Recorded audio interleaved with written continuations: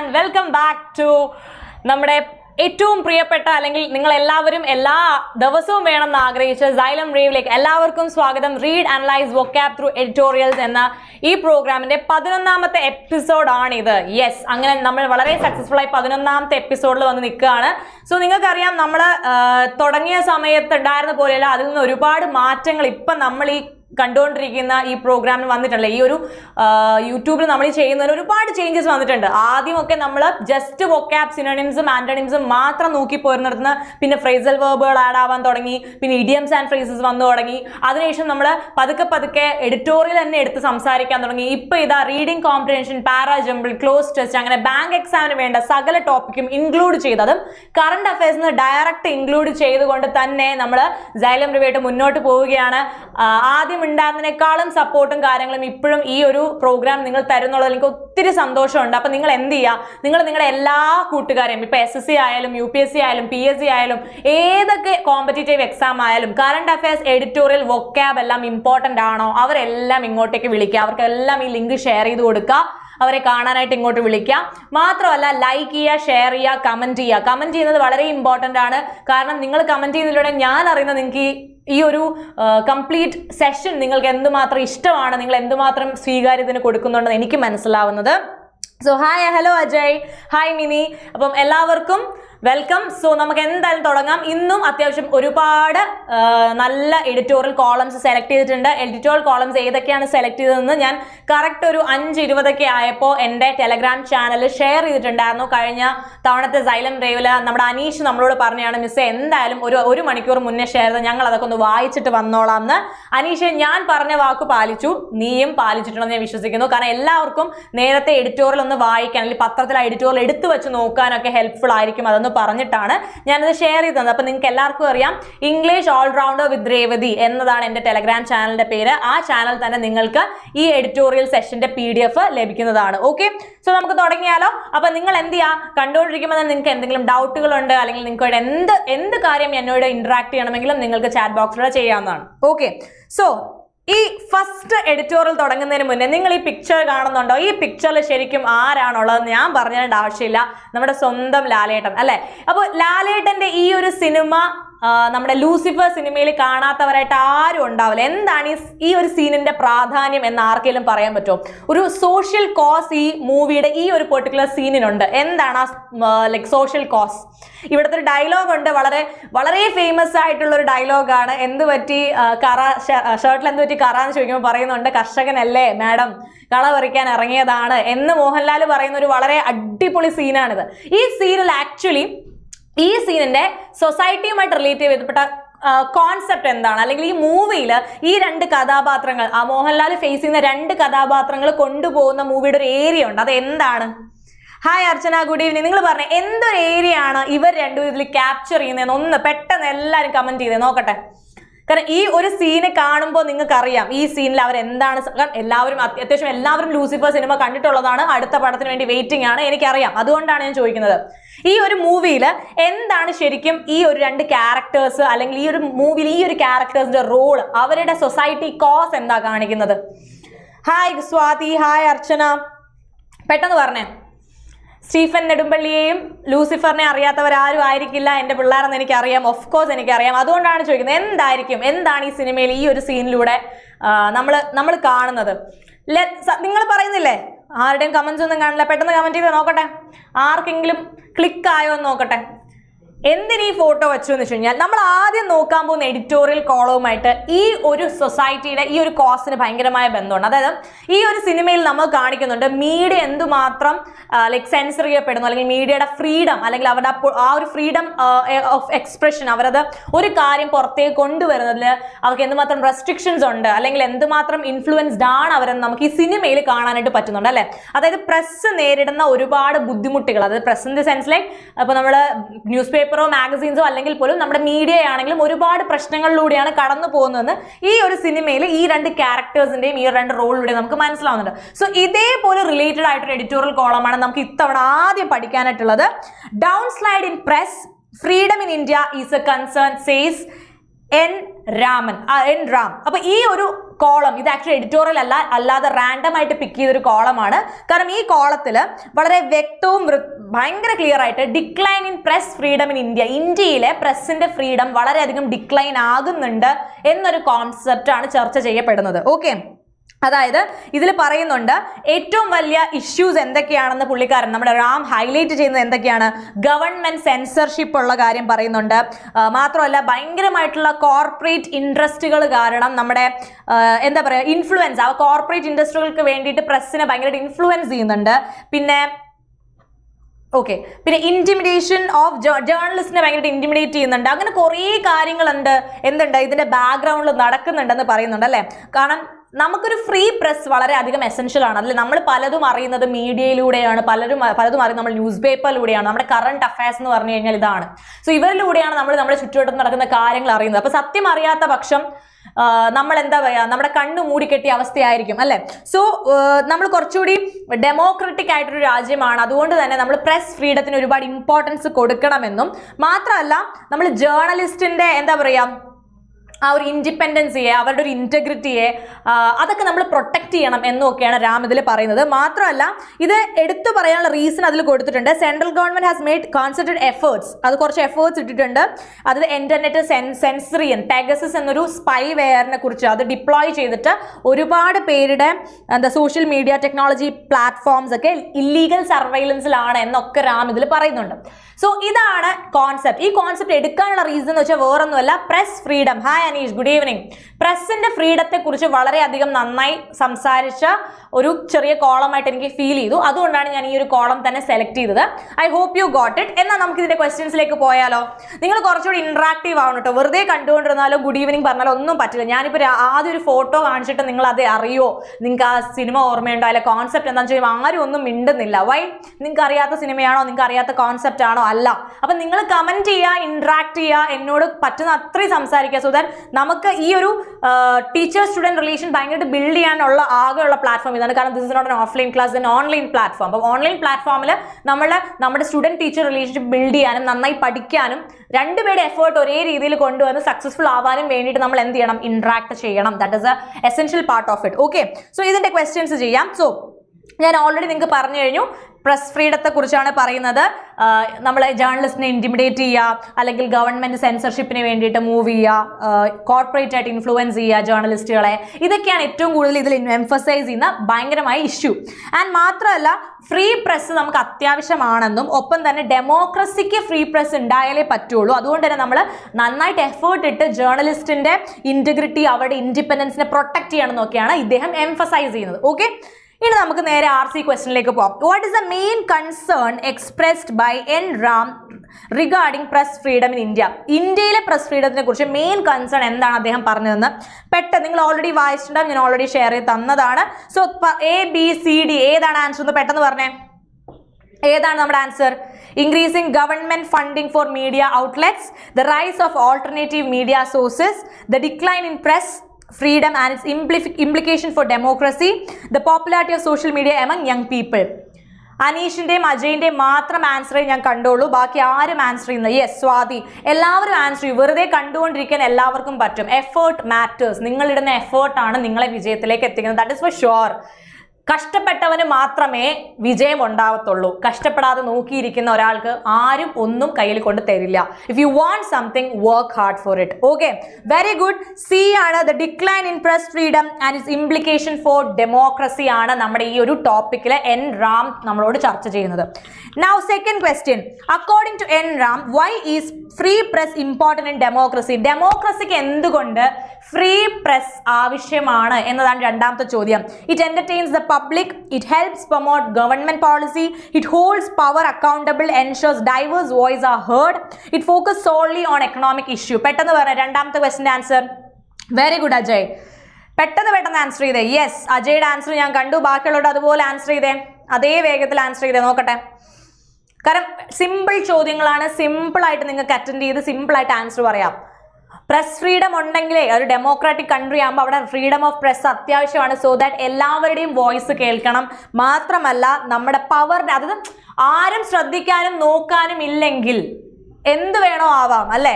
പക്ഷെ നമ്മൾ കുറച്ച് ആൾക്കാർ ശ്രദ്ധിക്കാനും നോക്കാനും ഉണ്ടെങ്കിൽ why do we have law and order? Because law and order ഉള്ളതുകൊണ്ട് കുറെയൊക്കെ നമ്മുടെ നാട്ടിലെ പ്രശ്നങ്ങളൊക്കെ ഒതുങ്ങി പോകുന്നു. ബിക്കോസ് പീപ്പിൾ നോ നമ്മൾ എന്തെങ്കിലും തെറ്റ് ചെയ്താൽ പണിഷ് ചെയ്യപ്പെടും. സോ അതുപോലെ press also does its duty to diversify ആ വോയിസസിനെ ഡൈവേഴ്സിഫൈ ചെയ്ത് നമ്മളിൽ എത്തിക്കാനും പവർ അക്കൗണ്ടബിൾ ആക്കി വെക്കാനും സഹായിക്കുന്നു അല്ലേ? സോ സി ആണ് ഇവിടത്തെയും answer. Going to the next question. What challenges to press freedom does N. Ram mention? എന്തൊക്കെ ചാലഞ്ചസ് ആണ് റാം പറയുന്നത് പ്രസ് നമ്മുടെ ഇന്ത്യയിൽ ഫേസ് ചെയ്യുന്നു റാം പറയുന്നത് ഏതൊക്കെയാണ്? Increased viewership and readership, government censorship threat, violence against journalist, the development of digital journalism, rising advertising revenues. Yes, എനിക്ക് തോന്നുന്നു വളരെ വേഗത്തിൽ ആൻസർ ചെയ്യാനായിട്ട് വളരെ കൃത്യമായിട്ട് ആൻസർ ചെയ്യാൻ വേണ്ടി വെയിറ്റ് ചെയ്യുന്ന അജയ് ആണെന്ന്. Very good Ajay, I am so happy. Very good Swathi, Athira, Aneesh, മിടുക്ക്. അത് തന്നെയാണ്. ഇങ്ങനെ എല്ലാവരും എന്ത് ചെയ്യുക, പറ്റുന്ന അത്രയും ആൻസേഴ്സ് കമന്റ് ചെയ്യുക. Okay, very good. എന്താണ് ഗവൺമെന്റ് സെൻസർഷിപ്പ് ത്രെറ്റ്? ഗവൺമെന്റിൽ നിന്നുള്ള ഇപ്പൊ ഈ ഒരു കോളത്തിൽ അല്ലെങ്കിൽ പറയുന്നുണ്ട് സ്പൈവെയറെ പെഗസസിന് അവർ എന്ത് ചെയ്യുന്നു, ഡിപ്ലോയ് ചെയ്യുന്നുണ്ട്, ഇല്ലീഗലി സർവൈലൻസ് നടത്തുന്നുണ്ട് എന്നൊക്കെ പറയുന്നുണ്ട് അല്ലെ? ഇത് actually integrity and independence of a ജേർണലിസ്റ്റിനെ ഭയങ്കരമായിട്ട് ബാധിക്കുന്ന പ്രശ്നമാണ്. Now fourth question, what does N. Ram suggest is necessary to combat the decline in press freedom? Press freedom decline ആവുന്നതിനെ എങ്ങനെ കോമ്പാറ്റ് ചെയ്യാമെന്നാണ് റാം പറയുന്നത്? More government regulation of media, public awareness and advocacy of journalist independence, limiting the number of journalists in the field, reducing the influence of social media. പെട്ടെന്ന് പറഞ്ഞേ. Come on, fourth question. വളരെ വേഗത്തിൽ ചെയ്യണം. അത്യാവശ്യം 5-6 എന്തുണ്ട് editorial columns നമുക്ക് നോക്കാനുണ്ട്, vocab നോക്കാനുണ്ട്. So make it fast guys. 4ാമത്തെ ചോദ്യത്തിന് ഉത്തരം പെട്ടെന്ന് പറഞ്ഞേ.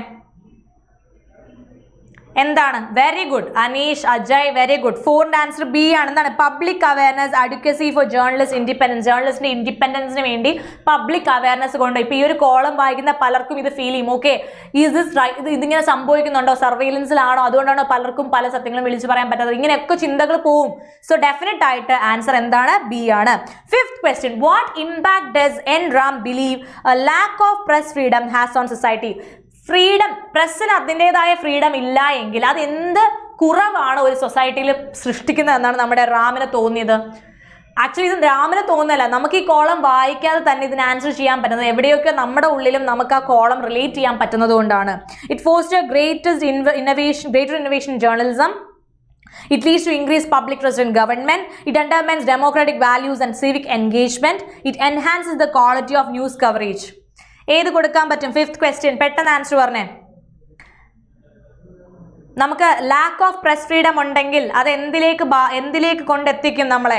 Very good Aneesh. It undermines democratic values and civic engagement. അതിനെ കംപ്ലീറ്റ്ലി എന്ത് ചെയ്യുന്നു? അണ്ടർമൈൻ ചെയ്യുന്നു. അത് lack of press freedom leads to undermining of civic engagement and democratic values. Now 6th question, what role does N. Ram see for public in relation to press freedom? Press freedom വേണമെങ്കിൽ അതിൽ പബ്ലിക്കിന് എന്തുമാത്രം ഒരു part ഉണ്ടെന്നാണ് N Ram പറയുന്നത്? To consume media without questioning it, to actively support and advocate for press independence, to rely solely on government sanction news sources, to ignore issues of media freedom. ഏതാണ്? Very good guys. B, to actively support and advocate for press independence. നമ്മൾ എന്ത് ചെയ്യണം? നമ്മൾ നന്നായിട്ട് മുന്നിലേക്ക് വന്ന് ഈ പ്രശ്നങ്ങളെ എടുത്ത് ചൂണ്ടിക്കാട്ടി അതിനെക്കുറിച്ച് സംസാരിക്കണം അല്ലേ? Now 7th question, which of the following best describes N. Ram's perspective on relationship between journalism and power?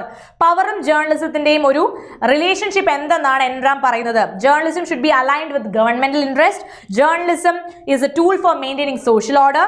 Journalism must challenge and scrutinize those in power. Journalism is irrelevant to political discourse. ഏത് കൊടുക്കാൻ പറ്റും? 7. ഏതാണ് 7ന്റെ answer? Very good. അജയുടെ ആൻസർ കണ്ടു, പക്ഷെ Ajay think again. ഒന്നുകൂടെ ചിന്തിക്കുക അജയ്, അതാണോ ആൻസർ? ഒന്നുകൂടെ ചിന്തിക്കുക. ഞാൻ അജയുടെ ആൻസർ, അജയുടെ പേര് പൊങ്ങി വന്നപ്പോൾ ഞാൻ വെരി ഗുഡ് എന്ന് പറഞ്ഞു, പക്ഷെ ആൻസർ ഒന്നുകൂടെ ശ്രദ്ധിക്കണം. Aneesh, no, you should see the relationship between journalism and power. എന്താണ്?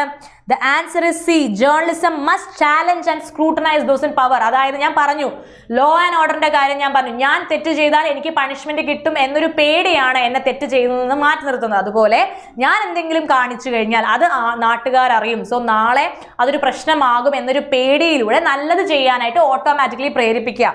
മനുഷ്യരല്ലേ, എന്ത് തെറ്റ് വേണമെങ്കിലും എപ്പോഴും വേണമെങ്കിലും സംഭവിക്കാം. സോ അതുകൊണ്ട് തന്നെ വളരെ കെയർഫുൾ ആയിരിക്കാനായിട്ട് അല്ലെങ്കിൽ വളരെയധികം ശ്രദ്ധയോടെ കാര്യങ്ങൾ ചെയ്യാനായിട്ട് മീഡിയ ഇൻഡിപെൻഡന്റ് ആണെങ്കിൽ പവറിലിരിക്കുന്നവരെ ശ്രദ്ധിക്കും എന്നതാണ് ഇവിടുത്തെ കോണ്ടെക്സ്റ്റ് ആര് പറയുന്നത്, എൻ രാം പറയുന്നത്. എട്ടാമത്തത്, in what ways does N. Ram suggest that journalists can counteract threats to press freedom? Press freedom ന് വരുന്ന ത്രെറ്റുകൾ എങ്ങനെ counteract ചെയ്യാമെന്നാണ് പറയുന്നത്. By self-censoring to avoid conflict, by forming alliances and networks for protection and support, by focusing exclusively on entertainment news, by reducing their presence. അതായത് ഇപ്പോൾ ഞാനൊരു പ്രസ്സിൽ ഞാനൊരു video coverage ചെയ്യാൻ ഒരു വാർത്ത പുറത്തേക്ക് കൊണ്ടുവരണം, അപ്പോൾ അത് എന്നെ ബാധിക്കും എന്നുള്ളത് കൊണ്ട് ഞാൻ അതിൽ നിന്ന് മാറി നിൽക്കണം എന്നാണോ, അല്ലെങ്കിൽ ഞാൻ അതിൽ നിന്ന് എങ്ങനെയാണ് എന്നെ രക്ഷ, അല്ലെങ്കിൽ എങ്ങനെയാണ് അതിൽ സേഫ് ഒരു ന്യൂസ് പുറത്തേക്ക് കൊണ്ടുവരുമ്പോൾ ആ ന്യൂസ് കൊണ്ടുവന്ന ആളുടെ സേഫ്റ്റി എങ്ങനെ എൻഷുർ ചെയ്യാം എന്നാണ് എൻ രാം ചോദിക്കുന്നത്. Yes, by forming alliance network for protection and support. ജേർണലിസ്റ്റുകളുടെ ഉള്ളിൽ തന്നെ ഒരു പ്രൊട്ടക്ഷൻ, ഒരു സപ്പോർട്ട് ഒക്കെ കീപ്പ് ചെയ്യുന്നത് വളരെ നല്ലതായിരിക്കും അല്ലേ. So 9th question, how does N. Ram perceive the role of social media in the current media landscape? ഇന്നത്തെ മീഡിയ ലാൻഡ്സ്കേപ്പിൽ സോഷ്യൽ മീഡിയക്ക് എന്തുമാത്രം പ്രാധാന്യമുണ്ടെന്നാണ് റാം പറയുന്നത്.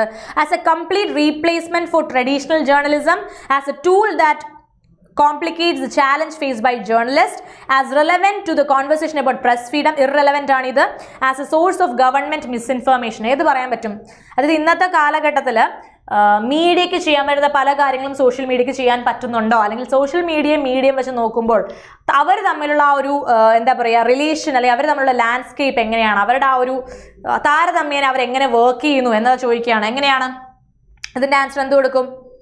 9th question പെട്ടെന്ന് പറഞ്ഞേ.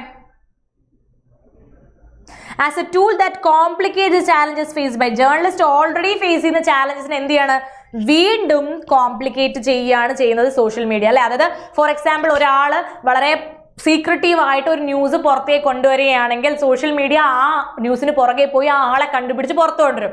അങ്ങനെ ആ ആളുടെ ലൈഫ് എന്തായി, ത്രെട്ടിലായി. അതായത് അയാൾ അത് വളരെ സീക്രട്ട് ആയിട്ട് ചെയ്തത് ആ ന്യൂസിന് അത്രയും കോൺഫിഡൻഷ്യാലിറ്റി ഉള്ളത് കൊണ്ടാണ്. സോ അതിനെ അങ്ങനെ കീപ്പ് ചെയ്യണം എന്നല്ല അവിടെ വിചാരിക്കുക, മറിച്ച് എന്ത് ചെയ്യും, സോഷ്യൽ മീഡിയ അയാളെ പുറത്തേക്ക് കൊണ്ടുവന്ന് അയാളുടെ ലൈഫ് ത്രെട്ടനിലാവും. പിന്നെ ഒരാൾക്ക് ഇതുപോലെ ചെയ്യാനായിട്ട് പേടിയാവും അല്ലേ. So that is how social media works in the sense like മീഡിയയുടെ ഒരു ആസ്പെക്റ്റും സോഷ്യൽ മീഡിയ ആസ്പെക്ട് നോക്കുമ്പോൾ സോഷ്യൽ മീഡിയ എന്ന് വെച്ച് കഴിഞ്ഞാൽ we need to uncover everything and everyone എന്നുള്ളൊരു ഫീലിംഗ് ആണ് സോഷ്യൽ മീഡിയയ്ക്ക് ഉള്ളത്. So that is the difference അല്ലേ. സോ 10th ലാസ്റ്റ് ക്വസ്റ്റ്യൻ, ഇതിന്റെ ലാസ്റ്റ് ക്വസ്റ്റ്യൻ നോക്കാം.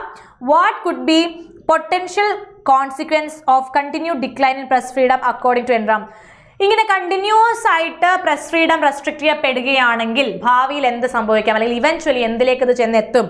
Increased media competition, more informed public, erosion of democracy and accountability, growth of international journalism standards. Yes, Anish, correct ആയിട്ടുള്ള answer erosion of democracy and accountability. അതിലേക്കാണ് ചെന്നെത്തുക അല്ലേ. So വളരെ super ആയിട്ടൊരു 10 ചോദ്യങ്ങൾ നമ്മൾ ആ എഡിറ്റോറിയൽ കോളം അല്ലെങ്കിൽ ആ ഒരു കോളം ന്യൂസ് പേപ്പർ കോളമായിട്ട് റിലേറ്റ് നമ്മൾ ചെയ്തു കഴിഞ്ഞു. ഇനി നമ്മൾ അതിന്റെ കുറച്ച് വാക്കുകൾ നോക്കാം. Censorship, the suppression or prohibition of speech, public communication or other information, restriction, freedom എന്നതാണ് synonym, restriction, freedom antonym. Then impediment എന്ന് വെച്ചാൽ ഹിൻഡറൻസ് ഓർ ഒബ്സ്ട്രക്ഷൻ, നമ്മളൊരു കാര്യം ചെയ്യുമ്പോൾ ഒരു തടസ്സം, അതാണ് ഇംപെഡിമെന്റ്. ഒബ്സ്റ്റക്കിൾ എന്ന സിനോണിം ഉപയോഗിക്കാം, എയ്ഡ് എന്ന ആന്റണിം ഉപയോഗിക്കാം. അഡ്വക്കേസി എന്ന് വെച്ചാൽ public support for recommendation of a particular cause or policy, ഒരു കോസ് ഓർ പോളിസി വരുമ്പോൾ അതിന് കിട്ടുന്ന public support. Synonym support, antonym opposition. Accountability, the fact or condition of being responsible for actions or decisions, ഒരാളുടെ ആക്ഷൻസും ഡിസിഷനും എന്താ പറയുക, ഉത്തരവാദിത്വം, അതാണ് റെസ്പോൺസിബിലിറ്റി എന്നാണ് സിനോണിം വരുന്നത്. ഇംപ്യൂണിറ്റി ആണ് ഇതിന്റെ ആന്റണിം. ഡിസെന്റ് എന്ന് വെച്ചാൽ expression of holding opinions differ from those of previously ഉള്ള കോമൺലി അല്ലെങ്കിൽ ഒഫീഷ്യലി പറയുന്നതിൽ നിന്ന് വ്യത്യസ്തമായ ഒരു ഒപ്പീനിയൻ ഉണ്ടാവുക. ഡിസഗ്രിമെന്റ് എന്നാണ് സിനോണിം, അഗ്രിമെന്റ് എന്നാണ് ആന്റണിം വരുന്നത്. ഓസ്ട്രിസം എന്ന് വെച്ച് കഴിഞ്ഞാൽ എക്സ്ക്ലൂഷൻ ഫ്രം എ സൊസൈറ്റി, ഒരു പെർട്ടിക്കുലർ ഗ്രൂപ്പ് ഓർ പെർട്ടിക്കുലർ സൊസൈറ്റിയിൽ നിന്ന് മാറി നിൽക്കുക, മാറ്റി നിർത്തപ്പെടുക. ഈ ഐസൊലേഷൻ എന്നാണ് സിനോണിം വരുന്നത്, ഇൻക്ലൂഷൻ എന്നാണ് ആന്റണിം വരുന്നത്. ഇറോഷൻ എന്ന് വെച്ച് കഴിഞ്ഞാൽ ഗ്രാജുവൽ ഡിസ്ട്രക്ഷൻ ഓർ അതായത് ഒന്നിന്റെ വളരെ പെട്ടെന്ന് ഒരു കാര്യം പതുക്കെ ഇല്ലാണ്ടായി പോവുക. ഡിറ്റീരിയറേഷൻ എന്ന് സിനോണിം ഉപയോഗിക്കാം, പ്രിസർവേഷൻ എന്ന ആന്റണിം നമുക്ക് ഉപയോഗിക്കാം.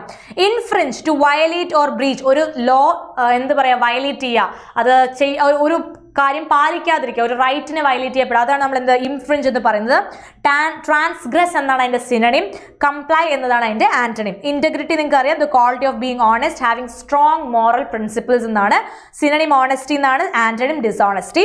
Suppression, the act of preventing something from being expressed or revealed, ഒരു കാര്യം പുറത്തേക്ക് വരാതെ അതിനെ ഒതുക്കി ഉള്ളിൽ വെക്കുക, സപ്രസ് ചെയ്യാം.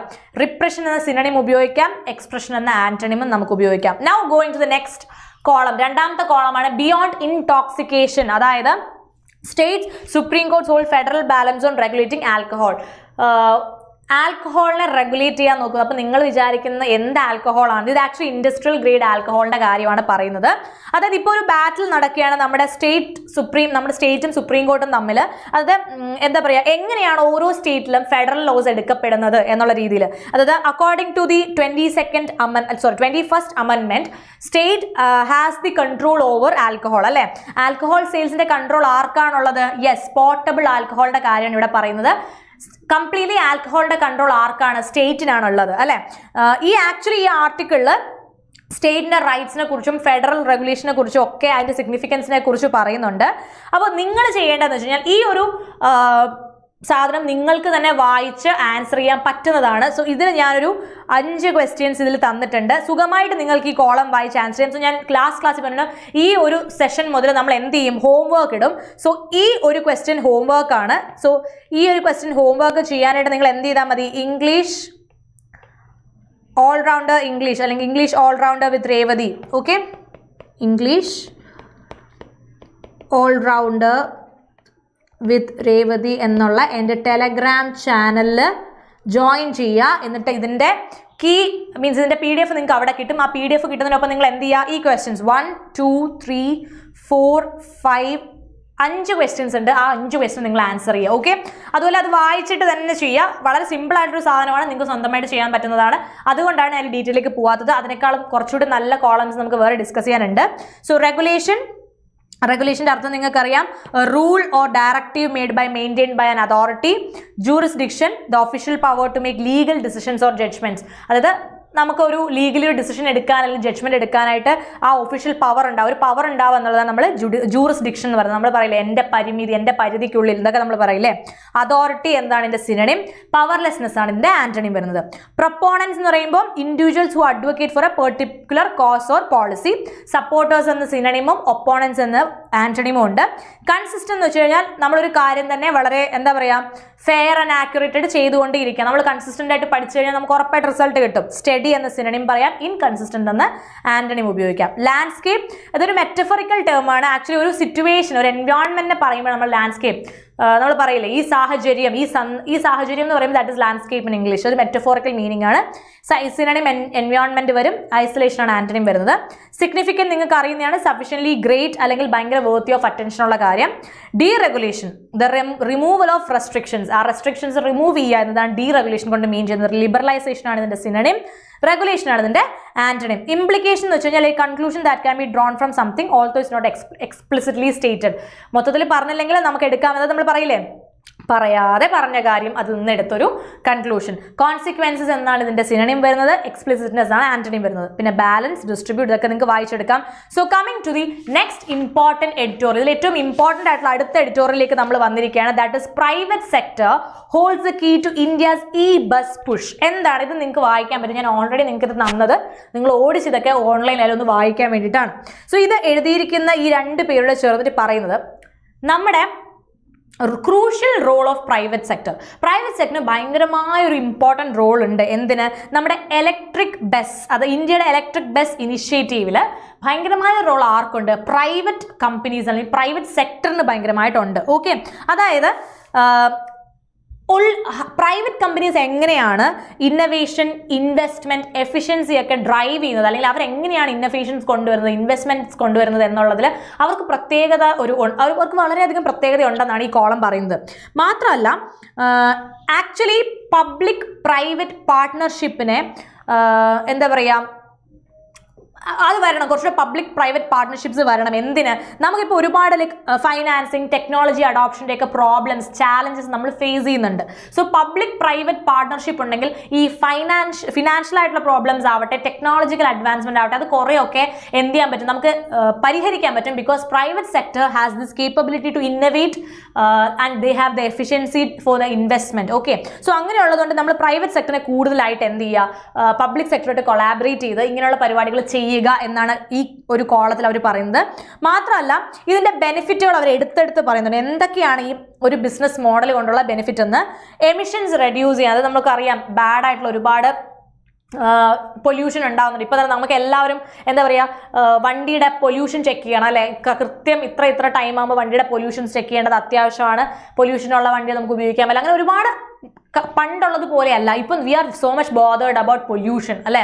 സോ പൊല്യൂഷൻ ഒരു വലിയ പ്രശ്നമായിക്കൊണ്ടിരിക്കുകയാണ്. ഇപ്പോൾ ഡൽഹിയിലൊക്കെ ആണെങ്കിൽ നിങ്ങൾക്ക് അറിയാം എന്തുമാത്രം പൊല്യൂട്ടഡ് ആണ്, അല്ലെങ്കിൽ എന്തുമാത്രം പൊല്യൂഷനാണ് അവിടെ ഉണ്ടാകുന്നത്, നമ്മൾ പത്രത്തിലൂടെ മറ്റും കാണാറുണ്ട്. സോ അതിൻ്റെതായ റീസൺസ് ഉണ്ട്. അത് ഒഴിവാക്കാൻ ഈ ഇലക്ട്രിക് ട്രാൻസ്പോർട്ടേഷന് പറ്റും എന്ന് പറയുന്നുണ്ട് അല്ലേ. ഇനി പബ്ലിക് ട്രാൻസ്പോർട്ട് ഭയങ്കരമായിട്ട് ഇംപ്രൂവ് ചെയ്യാൻ പറ്റും if you give a chance for electric ബസ്സുകൾക്ക്. മാത്രമല്ല ഇത് നമ്മുടെ ഒരു സസ്റ്റൈനബിലിറ്റി ഗോളുമായിട്ട് നമുക്ക് അലൈൻ ചെയ്യാൻ പറ്റുന്ന കാര്യങ്ങളാണ് ഈ എമിഷൻസ് റെഡ്യൂസ് ചെയ്യുക, ട്രാൻസ്പോർട്ട് ഈസി ആക്കുക എന്നുള്ളതെല്ലാം. അപ്പോൾ ഇതാണ് മൊത്തത്തിൽ ഇതിനകത്ത് പറയുന്നത്. ഇലക്ട്രിക് ബസ്സിന്റെ ഡിപ്ലോയ്മെന്റ് നമ്മൾ പബ്ലിക് സെക്ടർ മാത്രമല്ല പ്രൈവറ്റ് സെക്ടറിനെ കൂടി ഇൻക്ലൂഡ് ചെയ്ത് ചെയ്യിക്കണമെന്നും, ഓൾമോസ്റ്റ് ഒരു എത്ര കോടി രൂപ ഇതിന് ചെലവാക്കാൻ അല്ലെങ്കിൽ ചെലവാകുമെന്നും നമ്മുടെ ഈ കോളത്തിനകത്ത് പറയുന്നുണ്ട്. മാത്രമല്ല ഇപ്പോൾ നോക്കുകയാണെങ്കിൽ ഒരു 40% of industry trips fall within 250 kilometre to 300 range അല്ലേ.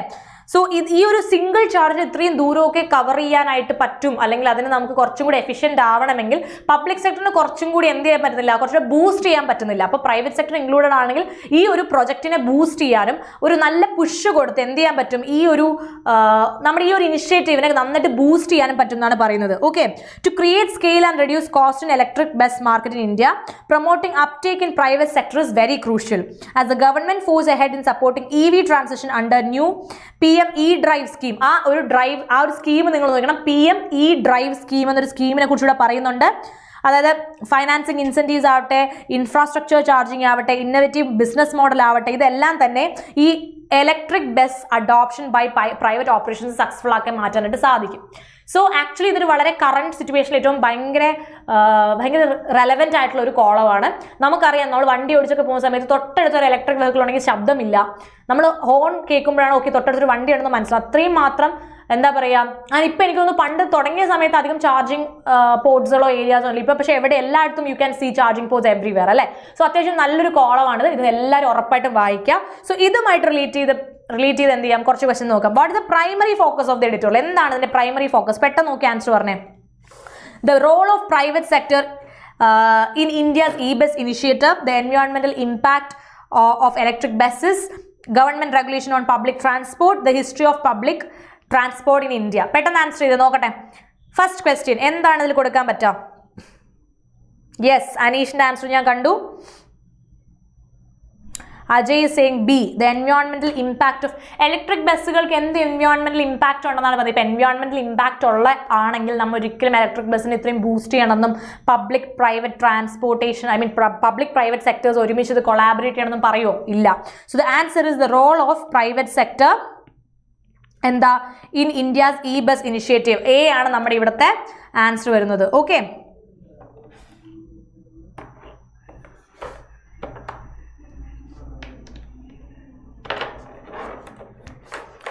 okay, so the answer is the environmental impact of electric buses, the role of private sector in India's E-bus initiative എന്നാണ് ഇതിന്റെ ആൻസർ വന്നത്. രണ്ടാമത്തെ ക്വസ്റ്റ്യൻ നോക്കാം. According to the editorial, what advantages do private companies bring to the E-bus initiative? Private companies എന്താണ് ഈ ബസ്സിന് കൊണ്ടുവരുന്നത്, ഈ ഒരു ഇനിഷ്യേറ്റീവിന് കൊണ്ടുവരുന്ന അഡ്വാൻറ്റേജസ് എന്തൊക്കെയാണ്? അഡ്വാൻറ്റേജസ് ചോദിച്ചിരിക്കുന്നത് എന്തൊക്കെയാണ്? പെട്ടെന്ന് പറഞ്ഞേ. Great government control, innovation, investment, operational efficiency, increased competition among best manufacturers, lower price for consumers. ഏതാ കൊണ്ടുവരുന്നത്? Second question. Yes, very good Ajay. Innovation, investment and operational efficiency. അപ്പോൾ ഇത്രയും കാര്യങ്ങളാണ് എന്ത് ചെയ്യുന്നത്, നമ്മുടെ ഈ ഒരു ലൈക്ക് എന്താ പറയുക പ്രൈവറ്റ് കമ്പനീസ് കൊണ്ട് അഡ്വാൻറ്റേജ് ആയിട്ട് നമുക്കുള്ളത് അല്ലേ. So this is A very easy question, ഭയങ്കര എളുപ്പം. ഞാൻ ഓൾറെഡി സമ്മറൈസ് ചെയ്യുന്നത് നിങ്ങൾക്ക് ഭയങ്കര എളുപ്പമായിരിക്കും ഈ ക്വസ്റ്റിൻ്റെ ആൻസർ. നമുക്ക് അടുത്ത ചോദ്യത്തിലേക്ക് പോകാം. What does the editorial suggest is necessary for the successful implementation of E buses? ഈ ബസ്സസിന്റെ ഇംപ്ലിമെന്റേഷൻ സക്സസ്ഫുൾ ആക്കാൻ എന്തൊക്കെ കാര്യങ്ങൾ, എന്തൊക്കെ സജഷൻസ് ആണ് നെസസറി എന്നാണ് പറയുന്നത് editorial? Complete government ownership of public transport, a ban on traditional buses, collaboration between government and private players, increase subsidies for fossil fuels. പറഞ്ഞേ, പെട്ടെന്ന് പറഞ്ഞേ, ഇവിടെ എന്ത് ആൻസർ കൊടുക്കാൻ പറ്റും? Okay, very good guys. Collaboration between government and private players. Private ആയിട്ടുള്ള companies ഗവൺമെന്റിലൂടെ collaborate ചെയ്ത് കഴിഞ്ഞാൽ നമുക്ക് എന്തൊക്കെ ഇമ്പ്രൂവ് ചെയ്യാൻ പറ്റും? ഇൻവെസ്റ്റ്മെന്റ്, എഫിഷ്യൻസി, നമുക്ക് ടെക്നോളജീസ് കൊണ്ടുവരാൻ പറ്റും. നമ്മൾ സ്പീഡപ്പ് ആവും, കുറച്ചുകൂടെ കാര്യങ്ങൾ പെട്ടെന്ന് നടക്കാനായിട്ട് തുടങ്ങും. കാരണം ഫിനാൻഷ്യൽ പ്രശ്നം ഉണ്ടാവില്ല എന്നാണ് പറയുന്നത്. Companies will invest on this അല്ലേ. സോ ഇവിടുത്തെ ആൻസർ സി ആണ്. Moving to the next one. Okay, next question. Which of the following challenges does the editorial identify regarding the e-bus initiative? E-bus initiative-മായി ബന്ധപ്പെട്ട എന്ത് challenges ആണ് നമ്മൾ ഇവിടെ പറയുന്നത്? Which of the following challenges does the editorial identify regarding the e-bus initiative? പെട്ടെന്ന് പറഞ്ഞേ, നാലാമത്തെ ചോദ്യം. Lack of interest from consumers, public opposition to electric vehicles, overproduction of electric buses, infrastructure development and funding issues. പെട്ടെന്ന് പറഞ്ഞേ. Okay, 4B പറയുന്നുണ്ട് Archana. Devika is saying 4D, Ajay is 4D, Bhavana 4D ആണ്, അനീഷും 4D പറയുന്നു. അപ്പോൾ എന്താണ് ഇവിടുത്തെ answer? Yes, infrastructure development and funding issues. Infrastructure ഡെവലപ്മെന്റിനെയും ഫണ്ടിങ് ഇഷ്യൂസിനെ കുറിച്ചാണ് നമ്മൾ ഇവിടെ എന്ത് ചെയ്യുന്നത്? സംസാരിക്കുന്നത്. Okay, very good guys. D തന്നെയാണ് നമ്മുടെ answer. Going to the fifth question. What outcomes does the editorial predict if private sector expertise is effectively leveraged? Correct ആയിട്ട് പ്രൈവറ്റ് സെക്ടർ വന്നു കഴിഞ്ഞാൽ എന്താണ് പ്രശ്നം, എന്ത് പ്രശ്നം അല്ലെങ്കിൽ എന്തൊക്കെ പ്രശ്നങ്ങൾ അതിൻ്റെ ഭാഗികമായി ഉണ്ടാക്കുക, അല്ലെങ്കിൽ എന്തെങ്കിലും ഗുണമുണ്ടോ, എന്തെങ്കിലും ദോഷമുണ്ടോ, അതൊക്കെ നമ്മൾ പറഞ്ഞു. ഇപ്പം ഒരു കാര്യം നമ്മൾ ചൂസ് ചെയ്യുമ്പോൾ അതിനൊരു ഗുണവും ഉണ്ടാവും, അതിനൊരു ദോഷം ഉണ്ടാവില്ല. There is 2 sides for a same coin. 2 side ഉണ്ടാവും എപ്പോഴും. സോ ഇവിടെ പറഞ്ഞിരിക്കുന്നത് പ്രൈവറ്റ് സെക്ടറിൻ്റെ എക്സ്പെർട്ടൈസ് എടുത്തു കഴിഞ്ഞാൽ നമുക്ക് എന്താണ് ഏറ്റവും കൂടുതൽ ചെയ്യാനായിട്ട് പറ്റുക? A delay in adoption of electric buses, a successful transition to electric public transport in India, and an increase in diesel bus usage. എന്ത് ഗുണമാണ് ഉണ്ടാവുന്നതെന്ന് ചോദിച്ചിരിക്കണം. ആക്ച്വലി ഇതിൽ നിന്ന് എന്ത് ഗുണം നമുക്ക് കിട്ടും എന്നാണ് ചോദിച്ചിരിക്കുന്നത്. സോ ഞാൻ എൻ്റെ പെൻ ഒന്ന് പെയർ ചെയ്തോട്ടെ. 1 മിനിറ്റ്. നിങ്ങൾക്ക് സ്ക്രീൻ ചിലപ്പോൾ ഒന്ന് കാണാനായിട്ട് പറ്റില്ല, ബട്ട് ഇവൻച്വലി യു ക്യാൻ. ഞാൻ ജസ്റ്റ് ഇതൊന്ന് പെയർ ചെയ്യുന്നൊരു ടൈം നിങ്ങൾ എനിക്ക് തന്നാൽ മതി. Okay, it's done. സോ ഇവിടെ നമ്മൾ നേരത്തെ ആൻസേഴ്സ് പറഞ്ഞു. ഇവിടുത്തെ ആൻസർ ബി ആണ്, successful transition to electric public transport in India. Very good guys. 5 is B. ബാക്കിയുള്ള ആൻസർ ഞാൻ ജസ്റ്റ് ഒന്ന് നോട്ട് ചെയ്ത് പോവുകയാണ്. ഞാൻ നേരത്തെ നോട്ട് ചെയ്തിട്ടില്ലായിരുന്നു. Okay, so going to the words. Initiative, a plan or strategy intended to resolve a problem or improve a situation. Sustainable, capable of being maintained over the long term without harming the environment. അല്ലേ, നമ്മുടെ environment ദോഷമില്ലാത്ത രീതിയിൽ ഒരു കാര്യത്തെ മുന്നിലോട്ട് കൊണ്ടുപോവുക. Eco friendly and sustainable ആണ് നമ്മുടെ ആന്റണിയും വരുന്നത്. കൊളാബറേഷൻ എന്ന് വെച്ചാൽ ആക്ഷൻ ഓഫ് വർക്കിംഗ് ടുഗദർ, ഒരുമിച്ച് നിന്ന് ഒത്തൊരുമയോടെ വർക്ക് ചെയ്യുക. പ്രൈവറ്റും പബ്ലിക് കൂടെ ഒരുമിച്ച് വന്നു കഴിഞ്ഞ് വർക്ക് ചെയ്യുകയാണെങ്കിൽ that is gonna benefit us a lot അല്ലേ. കോപ്പറേഷൻ, ഐസൊലേഷൻ എന്നൊക്കെയാണ് ഇതിന്റെ സിനണിംസ് ആൻഡ് ആന്റണിംസ് വരുന്നത്. എക്കോ സിസ്റ്റം, അതായത് a complex network of interconnected system particular environment. നിങ്ങൾക്ക് അറിയാം ഇതിൻ്റെയൊക്കെ വേർഡ്. ചില വാക്കുകൾ ചില കുട്ടികൾക്ക് അറിയാതെ പോകാറുണ്ട്, അതുകൊണ്ടാണ് സിമ്പിൾ വാക്കുകളും ഇൻക്ലൂഡ് ചെയ്തിരിക്കുന്നത്. ഇന്നവേഷൻ അറിയാം, പുതിയൊരു ഐഡിയ, പുതിയൊരു മെത്തേഡ്, പുതിയൊരു പ്രൊഡക്റ്റ് ഒക്കെ നമ്മൾ ഇൻട്രൊഡ്യൂസ് ചെയ്യുമ്പോൾ നമ്മൾ അതിന് ഇന്നവേഷൻ എന്ന് പറയുന്നുണ്ട്. ഓപ്പറേഷണൽ എന്ന് പറഞ്ഞാൽ എന്താണ്? Relating the functioning and activities of business or organisation. Investment നിങ്ങൾക്ക് അറിയാം, the action of allocating resource, usually money, in order to generate an income or profit.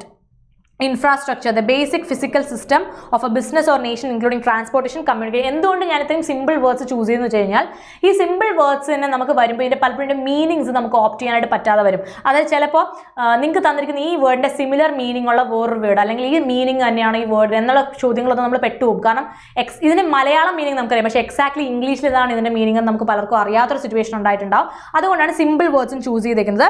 Transition എന്ന് പറഞ്ഞാൽ change from one state or condition to another. Leverage എന്ന് വെച്ചാൽ use something in maximum. പബ്ലിക്കിന് പറ്റാത്ത, പബ്ലിക്കിന്റെ കൂടെ പ്രൈവറ്റിനെ ഉപയോഗിക്കുമ്പോൾ പ്രൈവറ്റിനെ മാക്സിമം എങ്ങനെ യൂട്ടിലൈസ് ചെയ്യണം എന്നുള്ളൊരു ക്വസ്റ്റൻ നമുക്ക് കണ്ടായിരുന്നല്ലോ. അതിൽ ലെവറേജ് എന്നൊരു വർക്ക് നിങ്ങൾ കണ്ടിട്ടുണ്ടാവും. ആ വേർഡ് നിങ്ങൾക്ക് എന്താണെന്ന് കിട്ടിയിട്ടുണ്ടാവില്ല. ആ വേർഡിന്റെ മീനിങ് എന്താണ്? To use something to maximum. ഒരു കാര്യത്തെ അതിന്റെ കംപ്ലീറ്റ് ആയിട്ട് ഉപയോഗിച്ച് അതിന്റെ അഡ്വാൻറ്റേജ് നേടുക. ഓക്കെ, യൂട്ടിലൈസ് എന്നാണ് ഇതിന്റെ ആന്റണിം, സിനോണിം വരുന്നത്. സ്ക്വാണ്ടർ എന്നാണ് ഇതിന്റെ ആന്റണിം ഉപയോഗിക്കാം. ഇനി ഈ ഒരു പിക്ചർ നിങ്ങൾ കണ്ടിട്ടുണ്ടോ? ഗൂഢാലോചന എന്നൊരു സിനിമയിലെ പിക്ചർ. ഈ സിനിമയുടെ ഈ പിക്ചറും ഈ സീനും ഭയങ്കര കോമഡിയാണ്. ഈ സിനിമയുടെ സീനിൽ എന്താ പറയുന്നത്? ഈ സിനിമയിൽ ഇതിലൊരു ഈ സിനിമ ആക്ച്വലി എന്ത് കോണ്ടെക്സ്റ്റിലാണ് വരുന്നത് പറയാൻ പറ്റുമോ? ലോൺ എടുക്കാൻ പോകുന്നതാണ് അല്ലേ അജയ്? ലോൺ എടുക്കാൻ നേരത്തെ എന്ത് ചെയ്യുന്നു? അവിടെ അപേക്ഷിക്കാൻ പറയുന്നു. അപ്പോൾ ഉടനെ അയാൾ എണീറ്റ് നിന്നിട്ട് പ്ലീസ് എനിക്ക് ലോൺ തരണം. ആക്ച്വലി നമുക്ക് എല്ലാവർക്കും ഉള്ളൊരു സിറ്റുവേഷനാണ്. ലോൺ അപ്ലൈ ചെയ്യാൻ പോകുമ്പോൾ ലോൺ കിട്ടണമെങ്കിൽ അതിന് ഒരുപാട് ക്രൈറ്റീരിയാസ് ഉണ്ട് അല്ലേ? അതിൽ ഏറ്റവും ഇമ്പോർട്ടൻ്റ് ആയിട്ടുള്ള ക്രൈറ്റീരിയ ആണ് നിങ്ങൾക്ക് ക്രെഡിറ്റ് സ്കോർ ഉണ്ടോ എന്നുള്ളത്. അത് നമ്മൾ സിബിൽ സ്കോർ എന്ന് പറയുന്നത്. സിബിൽ സ്കോർ ഉണ്ടോ? യെസ്, ലോണിന് അപേക്ഷിക്കുന്ന ഒരു സീനാണ്. യാ, അപ്പോൾ നിങ്ങൾക്ക് സിബിൽ സ്കോർ ഉണ്ടോ എന്നാണ് അവർ ആദ്യം ചെക്ക് ചെയ്യുക. ആൻഡ് എനിക്ക് തോന്നുന്നു ജീവിതത്തിൽ ഒരിക്കലും ലോൺ എടുക്കാത്ത അല്ലെങ്കിൽ ഒരു പ്രത്യേകിച്ച് കടങ്ങളോ അങ്ങനെ ഒന്നും ഇല്ലാത്ത ഒരാൾക്ക് സിബിൽ സ്കോർ ഉണ്ടാവില്ല. മൈനസ് ആയിരിക്കും, -1 ആയിരിക്കും. സോ അവർക്ക് എന്ത് ചെയ്യില്ല, ലോൺ കൊടുക്കാനായിട്ട് പറ്റത്തില്ല. അല്ലെങ്കിൽ പിന്നെ നമ്മൾ ഗോൾഡ് വെക്കും, അല്ലെങ്കിൽ വേറെ പല രീതിക്കും നമുക്ക് ലോൺ എടുക്കാൻ പറ്റും. പക്ഷേ എനിക്കത് സിബിൽ സ്കോർ ആണ് ഇപ്പോൾ ഏറ്റവും കൂടുതൽ. ഇപ്പോൾ നിങ്ങളുടെ ഗൂഗിൾ പേ എടുത്താൽ നിങ്ങൾക്ക് താഴെ ചെക്ക് യുവർ സിബിൽ സ്കോർ എന്നുണ്ടാവും. അതേസമയം നമ്മൾ കടങ്ങൾ എടുത്ത് അല്ലെങ്കിൽ നമ്മളിപ്പോൾ ലോൺ എടുത്ത് ആ ലോൺ അടച്ച് തീർത്തിട്ടുണ്ടെങ്കിൽ നമ്മുടെ സിബിൽ സ്കോർ നല്ല ഹൈ ആയിരിക്കും. That is eventually benefiting us. നമുക്ക് ലോൺ പെട്ടെന്ന് അപ്രൂവ് ആയി കിട്ടും, നമുക്ക് ക്രെഡിറ്റ് കാർഡ് പെട്ടെന്ന് അപ്രൂവ് ആയി കിട്ടും. അങ്ങനെ കുറേ ബെനിഫിറ്റ് അതിനുണ്ട്. അപ്പോൾ ഈ ക്രെഡിറ്റ് കാർഡ് അപ്രൂവ് ആയി കിട്ടുക അല്ലെങ്കിൽ സിബിൽ സ്കോർ ഉള്ളവർക്ക് മാത്രമേ എന്ത് കിട്ടുള്ളൂ? ലോൺ കിട്ടുള്ളൂ, ക്രെഡിറ്റ് കാർഡ് കിട്ടത്തുള്ളൂ. ഇപ്പോൾ ക്രെഡിറ്റ് കാർഡ് എടുക്കാൻ എല്ലാവർക്കും പറ്റില്ല. അപ്പോൾ അക്കൗണ്ടിൽ നല്ലോണം കാശുണ്ട്, നല്ല സേവിങ്സ് ഒക്കെ ഉള്ളവർക്ക് പിന്നെയും ക്രെഡിറ്റ് കാർഡ് ആ ബാങ്ക് ഓഫർ ചെയ്യും. എന്നാൽ പോലും സിബിൽ സ്കോറിന് എന്തുണ്ട്? ഭയങ്കരമായൊരു ഇമ്പോർട്ടൻസ് ഉണ്ട്. അപ്പം നിങ്ങളുടെ സിബിൽ സ്കോർ കൂട്ടാൻ പറ്റുന്ന ഒരു ടെക്നിക്ക് എന്താണ്? ഒരു ക്രെഡിറ്റ് കാർഡ് നന്നായിട്ട് യൂസ് ചെയ്യുക. Wisely use your credit card. Credit cards വളരെ വൈസ്ലി യൂസ് ചെയ്യുകയാണെങ്കിൽ നമുക്ക് നമ്മുടെ ഒരുപാട് ട്രാൻസാക്ഷൻസ്, ഇപ്പോൾ ഓൺലൈൻ ട്രാൻസാക്ഷൻസ് ആവട്ടെ, പെട്രോളിൻ്റെ ചിലവാവട്ടെ, അതൊക്കെ നമുക്ക് ഈ ക്രെഡിറ്റ് കാർഡ് ഒരുപാട് ബെനിഫിറ്റ്സ് ഉണ്ട്. If it is used wisely it have a lot of benefits. അതായത് നമ്മൾ ഈ മാസം അവസാനം കയ്യിൽ കാശില്ലാതെ വരുന്ന സമയത്തൊക്കെ സാലറീഡ് ആയിട്ടുള്ള എല്ലാ ആൾക്കാരും യൂസ് ചെയ്യുന്ന ക്രെഡിറ്റ് കാർഡാണ് അല്ലേ? അതായത് ചെറിയ ഗ്രോസറി മുതൽ പെട്രോൾ വരെ അടിക്കാൻ ക്രെഡിറ്റ് കാർഡ് ഉപയോഗിക്കാം. അടുത്ത മാസം ശമ്പളം കിട്ടുമ്പോൾ അടച്ചാൽ മതിയല്ലോ, ആരോടും കൈനീട്ടി കടം മേടിക്കണ്ടല്ലോ എന്നൊരു കോൺസെപ്റ്റ് ഈ ക്രെഡിറ്റ് കാർഡിനുണ്ട്. അപ്പോൾ ഈ ക്രെഡിറ്റ് കാർഡ് യൂസ് ചെയ്ത് ഒപ്പം തന്നെ ഇത് കറക്റ്റായിട്ട് റീപേ ചെയ്ത് കഴിഞ്ഞാൽ ഓട്ടോമാറ്റിക്കലി നമ്മുടെ ക്രെഡിറ്റ് സ്കോർ എന്ത് ചെയ്യും? കൂടിക്കൊണ്ടിരിക്കും. And that is gonna help us. കാരണം നമ്മുടെ ഒരു ലിമിറ്റ് ഉണ്ടാവും. ഒരു ക്രെഡിറ്റ് കാർഡ് എടുക്കുന്ന സമയത്ത് ഒരു 30-35 ഒക്കെ ആയിരിക്കും, ചിലപ്പോൾ 25 ആയിരിക്കും. സോ പിന്നെ ആ ക്രെഡിറ്റിന്റെ ലിമിറ്റ് കൂടുന്നത് നമ്മൾ എത്രമാത്രം പെട്ടെന്ന് അടച്ചു തീർക്കുന്നു അല്ലെങ്കിൽ നമ്മളത് എങ്ങനെ യൂസ് ചെയ്യുന്നു, നമ്മുടെ അടവും നമ്മുടെ യൂസേജും എല്ലാം നോക്കിയിട്ടാണ്. So using a credit card smartly is a very big thing. നന്നായിട്ട് ഒരു ക്രെഡിറ്റ് കാർഡ് ഉപയോഗിക്കാൻ അറിയുന്ന ഒരാൾക്ക് ഉറപ്പായിട്ടും അത് ഭയങ്കര യൂസ്ഫുൾ ആയിരിക്കും അല്ലേ? അനീഷ് പറഞ്ഞ കറക്റ്റാ. 15-ാം തീയതി, ഒരു മാസം 15-ാം തീയതി ആയ മുഴുവൻ ക്രെഡിറ്റ് കാർഡിലാണെന്നല്ലേ? അത് ശരിയാണ്. അതിപ്പോൾ അനീഷ് ഇയാൾക്ക് മാത്രമല്ല, എല്ലാ ആൾക്കാർക്കും അങ്ങനെ തന്നെയാണ്.